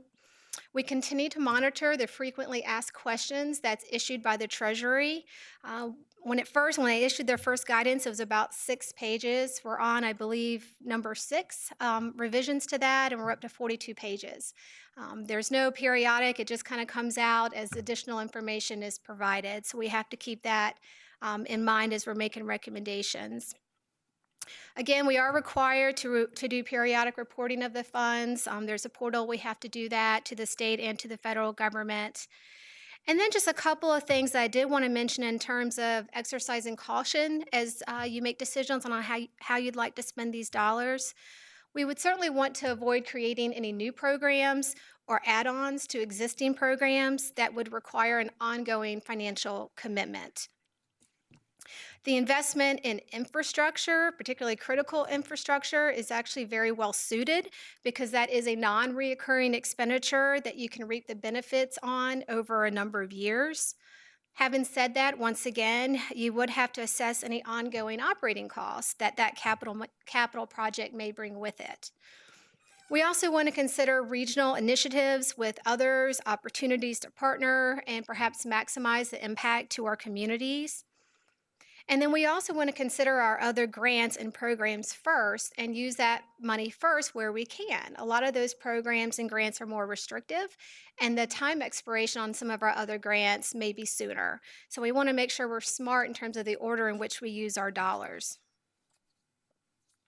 And that concludes my remarks. Happy to answer any questions that you may have. Questions? I don't have any questions, but I would say that I do believe that we should consider the hospitality industry in the hotels, the restaurants that were impacted in our area. You said that was given priority in this, and we're a tourism town. And so I think that we should find a way to make that a priority. While I know you've got, you're going to be doing some looking inside on what's the best way. But for me, that's a priority. So we've heard from them and how they were impacted. So There is quite a bit of guidance on that, and that's something we could look to do in terms of developing a form where they would be able to supply that information. Specifically for tourism and hospitality, they're looking to provide funds that would help them restore and open back up, as opposed to responding to the pandemic the last 16 or 18 months. That's a little different than the small business grants. And so the criteria does vary, and we certainly could provide a form to help us with that process. Thank you. Thank you for all the, I know it sounds like it's just been, wow. So thank you for all the time I'm sure you've devoted, like you don't have anything else to do to this. I would like to see fiber optics or broadband, for future, so that we have something that's long-lasting, and spend that money into that, getting so we've got internet to every home in James City County. I was just informing the board with mayors and chairs yesterday that the county administrator and I went with. New Kent's getting ready to do fiber optic through the entire county, every house. And it's about $50 million worth, and there is $25 million of payment for them. But New Kent being a little bit larger and more spread out than we are. But, it's amazing that I was hoping to get broadband and internet, everything across to everybody in James City County. Sooner or later, it seems like New Kent's already moving in that direction, and we should be there. We should have been there by now, really. And it's very frustrating that we have citizens out there that cannot get on the internet and cannot do anything as far as, where they should be with a community that is as rich and forward thinking as we are. We should have that across the community as a whole. My 2 cents. Do we have any sense of the timing of the expenditures? I know we have until, 2023? 2024 to obligate, issue purchase orders, have contracts, 2026 to make payment, cash out the door. So we can actually spend this out over several years then? Yes, and that's actually the recommendation from the Treasury. And it does appear that housing is an area of high priority, so that there may be some opportunities to think about how we could address some housing issues through this funding as well. Yes, and I think housing would lend itself very well with a regional effort, and looking to see what some of our surrounding localities, just like with the broadband. The state is also using some of its ARPA money for broadband as well as housing. And so again, looking to see what opportunities may be there for us. Thank you. All right, thank you. All right, next we'll move into F, board considerations. And we do have a public hearing, amendment to the fiscal year 2022 FY 2022 adoption budget for the purchase of property. Brad, you're up, sir. Welcome. Good afternoon, Mr. Chairman, board members, Mr. Stevens, Mr. Kinsman, and Mr. Carnifax in his last meeting as acting Assistant County Administrator. Don't mess my time up. That's right. Thank you all. And before you see a resolution that really accomplishes two things. We've been talking over the past couple of months about the purchase of properties at 4093, 4095, and 4097 Ironbound Road. And just to give a real quick, brief history of that, we were contacted several months ago by the owners of those buildings and asked about the county's interest in possibly purchasing those buildings, being that we already leased one and had been leasing that building for about 20 years since it was built, and other county needs for space which currently exist out there throughout the county. In fact, we're in the middle of doing the space needs assessment. So they approached us about it, and we did some looking. We had some discussions, negotiating back and forth a little bit on price and some of the other things that you do when you're purchasing properties like this. And we came to an agreed upon price of up to $6.5 million, with up to $100,000 in closing costs and then up to $400,000 in renovations to those buildings to provide the services that we would need to put in there. We've been looking at primarily the voter registrar's office, possibly moving them into one of those buildings. It just seemed like a really good idea. We needed the space. They were selling. We already had folks there. But then in looking at the price, we realized then we also had to amend the fiscal year 22 budget because the asking price was more than 1% over the fiscal year budget. So that's kind of all included in that resolution. So the resolution amends the budget to allow $7 million from the county's fund balance to be used towards the purchase of these buildings and authorizes the county administrator to sign off onto those documents. Once we reach a final deal, final negotiation, we're still in our due diligence period. We're still doing the commercial building inspections on the buildings, but it kind of authorizes him up to those amounts. Staff would certainly recommend this, but I'd be happy to answer any questions that you may have prior to the public hearing or after. Questions? Very good. No questions. Good job. All right, now go ahead and open up the public hearing. Do you have any speaker cards? No, sir. No speaker cards. We'll go ahead and close the public hearing. I'll look for the board for direction. Move the motion. Okay, we'll move the motion. Roll call, please, sir. Mr. McGlinnan. Aye. Ms. Larson. Aye. Ms. Sadler. Aye. Mr. Eisenhower. Aye. Mr. Hippel. Aye. Motion carried. All right, number two, Virginia United Methodist Homes of Williamsburg, Inc., $65 million revenue bond insurance. Adam, welcome, sir. Thank you, Mr. Chairman, members of the board. What you have before you is a request from Virginia United Methodist Homes of Williamsburg to approve the EDA's issuance of up to $65 million in revenue bonds to refinance existing bonds and other support for Windsor Mead. Important to note, these are pass-through bonds that are not a debt of the county or the EDA. At its meeting on Tuesday, the EDA unanimously voted to approve the application. That concludes my general knowledge of any bond law. So I think at this time, it's probably best to hand over the podium to T.W. Bruno, who's bond counsel for Virginia United Methodist Homes of Williamsburg. And also wanted to note that the county's bond counsel, Chris Culp, is on the line via Zoom if we have any questions that I guaranteed cannot answer. Any questions for me? Any questions? Nice glasses. Thank you. Welcome, sir. Good afternoon, Mr. Chairman, members of the board. As Adam said, we're here because the folks from Windsor Mead have made application to the EDA for a tax-exempt bond financing. It's a quirk of federal tax law, but they have to issue tax-exempt bonds through the EDA in order to get the benefit of the tax exemption, and they are looking at doing a refinancing of all of their existing debt and doing a little borrowing, $3 million or so for capital expenditures that they know they're going to have. because of the efficiencies of doing a borrowing, it just sort of makes sense to do that. But the resolution here before you would approve the issuance for the limited purpose that's required under both state and federal law. As Mr. Kinsman said, there's no debt of the county. The county isn't providing any support or passing on the creditworthiness or anything else.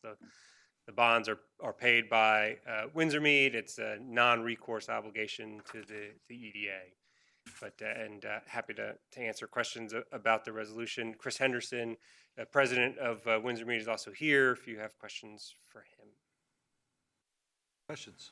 I just had a question. And first of all, Ms. Bruno, let me say that I don't really have an issue with the issuance of the bonds endorsing that. But I was just kind of curious in terms of back in 2013, we approved a $50 million issuance, and I'm sort of curious as to what share of the $65 million reflects that borrowing versus either refinancing associated with other situations or new construction. Sure. So there's going to be about $3 million of sort of new money, new borrowing. The rest is refinancing, and that 65 number is sort of artificially high just because, you know, we have to publish a number in the newspaper and we can't go above it. So when you sort of know you have to publish a number, you pick an artificially high one. Of the $50 million, a little over $2 million has been repaid already, and so would be refinanced. There was a 2016 bond issuance that got approved through here that there's probably a little over $6 million of that is outstanding that will also be refinanced, but plus the $3 million of new money, and then there's going to be additional sort of costs of the borrowing that weren't necessarily in play in the 2013 or the 2016 costs because of the structure of those financings, but there'll be a reserve fund and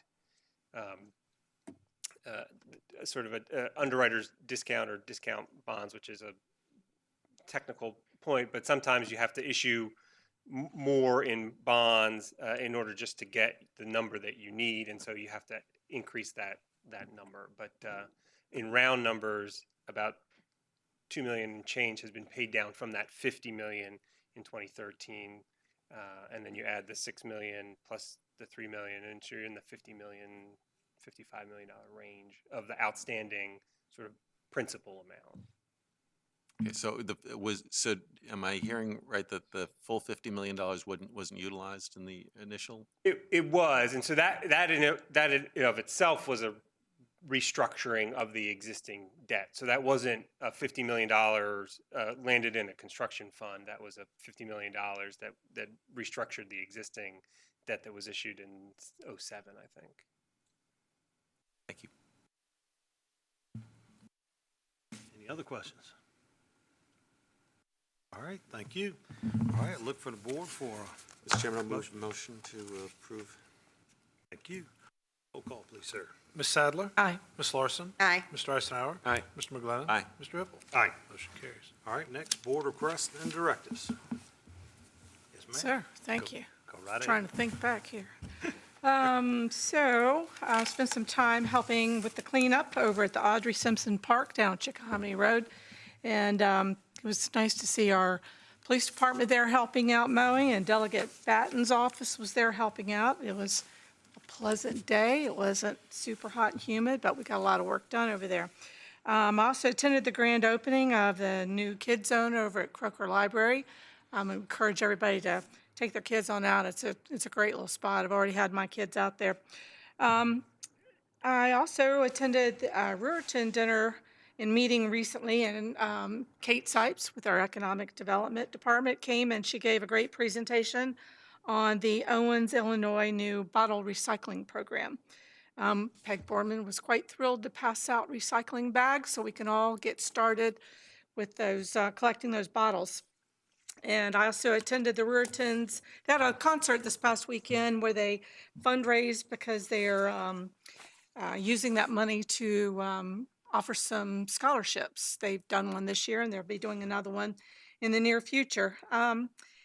And I attempted to attend the recent EDA meeting only to be interrupted in my journey by a major flat tire. So I had to make a U-turn to our local car dealership and was assured that it was a very brief and productive meeting. So that was pretty much it. Thank you. The actual HRTPO and HRPDC meetings were held in person this time. I managed to make the car trip down with Brad Reinhammer, and we listened to some very interesting presentations. The transportation, one of the things that came out of that was interesting to us was that coming out of the pandemic, there's a lot of rail authority that have been pulled back with trains and everything, and that they are finding that out of the pandemic that they're getting a much younger group of people riding the trains, and they are looking at new, restoring a lot of service. And then the other thing was a new dedicated passenger rail line between Washington and Stafford. Right now, part of the problem is everybody shares the same track, and it creates problems with freight trains and passenger trains. So they're looking at dedicated passenger tracks, which would be an interesting improvement. PDC meeting, we talked a lot about some offshore wind projects, but I got a better briefing on that from a local here. We talked about some of their legislative agenda items. One of the things that is there high on their list is the I-64 gap, 29 miles, so that's was important. On July 21st, we had a business council meeting, and one of the things I would like to bring out there was a presentation by Dominion Offshore Wind. The Dominion Offshore Wind Farm, I was totally unaware of some of the details of this until this presentation. It was very good. Is in process, and it's going to be built over the next 3 or 4 or 5 years. It is to provide 2.6 gigawatts, or 25% of Virginia customers' power. He says that's 660,000 homes. These turbines will be between 27 and 42 miles offshore. There will be 3 substations that will collect all the power and run them that 42 miles to shore underwater at 230 kilovolts. Then they're going to step it up to 500 kilovolts to move it over to Chesapeake. So that project is a big major one, and it was a good presentation that we could look at. The meeting was attended by Supervisor Larson, who is, as the Tourism Council Chair, is ex officio on the Business Council, and she already passed out the information about some of the COVID information we got. All hospitalized Centera COVID patients right now are not vaccinated. So if you're vaccinated, you're not winding up in Centera. But I think there is a great deal of concern about the potential for the variants and the resurgence. One of the things I would like to cover a little bit is to talk about the budget that the Business Council has. And for the 22 budget that we're going into this year, it's about $957,000. The maintenance of effort money from the 3 jurisdictions is about 42% of that. And one thing that sort of struck me was that for the current fiscal year that we've just ended, they ended this fiscal year with about a $250,000 surplus. And so that was a significant chunk of that could be considered maintenance of effort money. So they're doing very well financially right now. It's but they've got a pretty good cash fund built up for business trying to get reopened.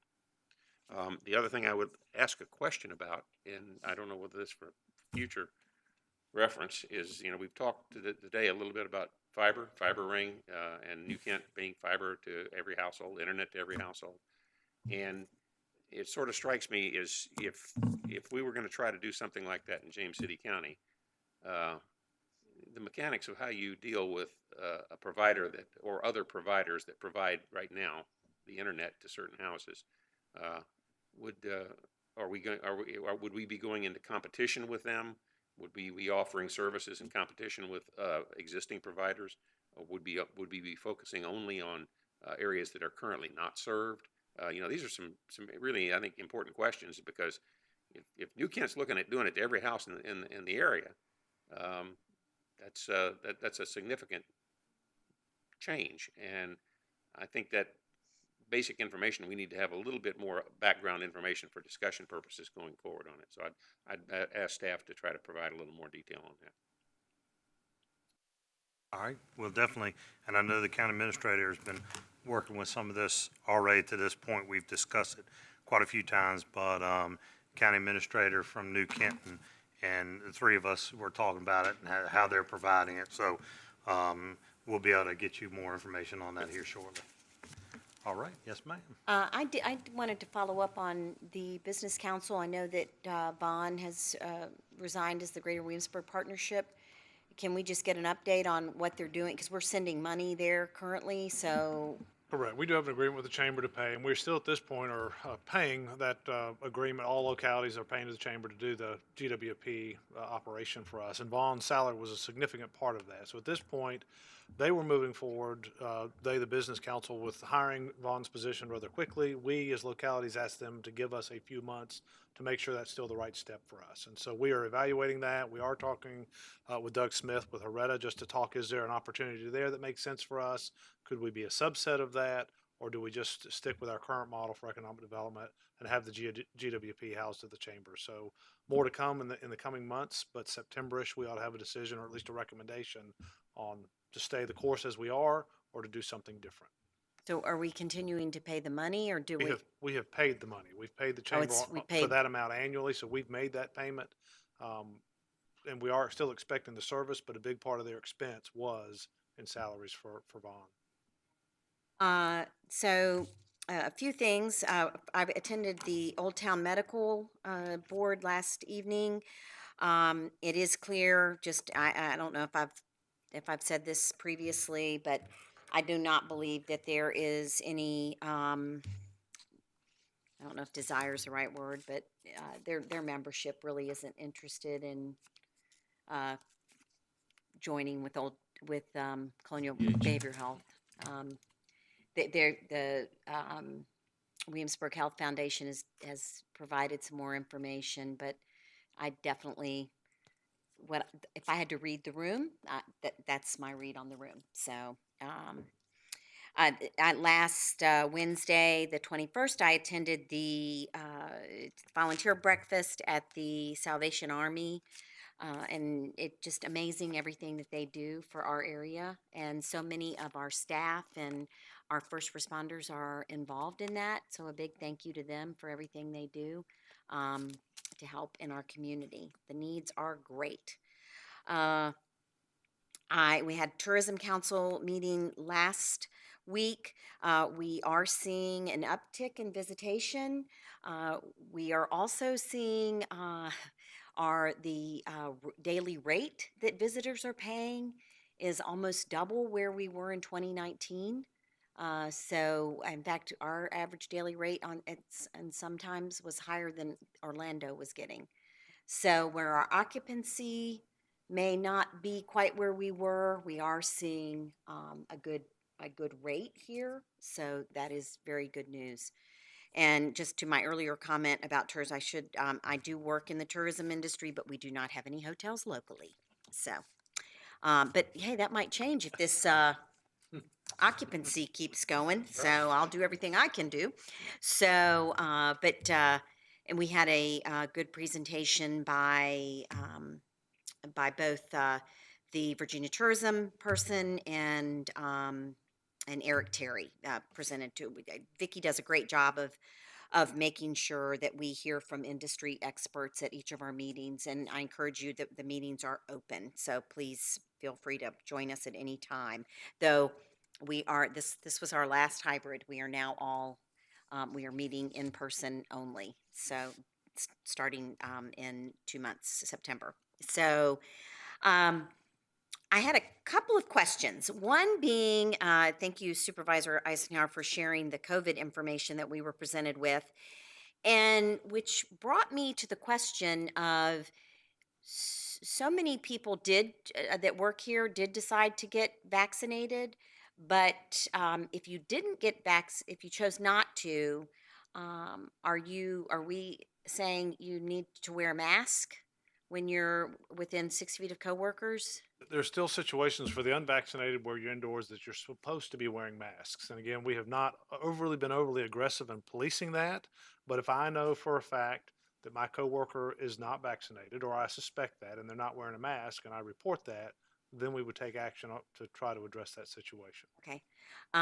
Just because there are breakthrough cases that are happening with people that are that have been vaccinated but have been exposed to especially to the Delta variant, which is a very serious one. And so just want to make sure that we're protecting everyone that we can.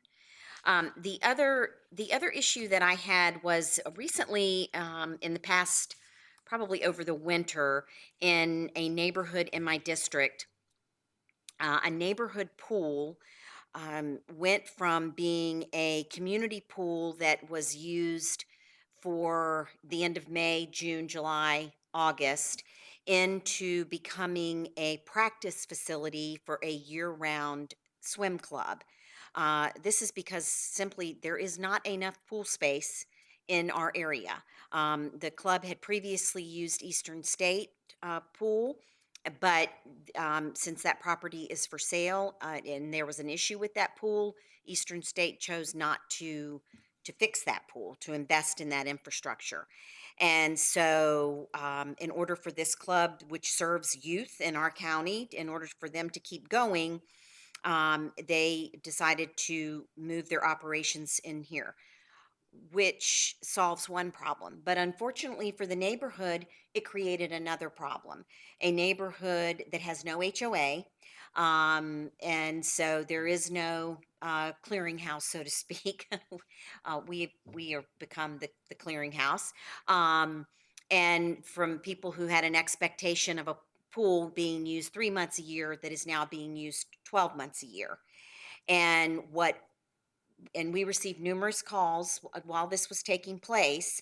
And what I was told repeatedly is it was a pool that was still being used as a pool. The use was not changing. So therefore, there was nothing more required than the permits that the team did get, that they were required to get in order to make changes in gas lines, et cetera. And frankly, I think this is going to happen in other neighborhoods as well. As swimming, Olympic year is always a bump anyway. And so I think we may be faced with this. We have the rec center, but I know that when I've been involved in the past, the lanes at the rec center quickly get used up by the different teams, et cetera. And so I'm asking that there be something in place that even though the use is a pool that still there's a mechanism in place that the neighborhood gets some opportunity to speak to the change from a community pool to a business. And I don't know what that is. I don't know if it's a public hearing. I don't know if there's, if there needs to be, you can use it here, but you can't use it before 7. You can't use it after 8. Again, I have empathy for the clubs because I know they're pools are in short supply. I get it. But the amount of email and phone calls that we have received from neighbors that have been put in this position, we've got to look at something so that people feel that they have a voice anyway. And so I would like to ask that we work towards doing something in that regard. And again, not keeping anyone from doing something, but perhaps putting some parameters in place. Ms. Larson, we'll look into that and see if we have some recommendations for you of how you might address that with future changes. Thank you. That's all. Yes, thank you very much, Mr. Chairman. I just wanted to mention two activities.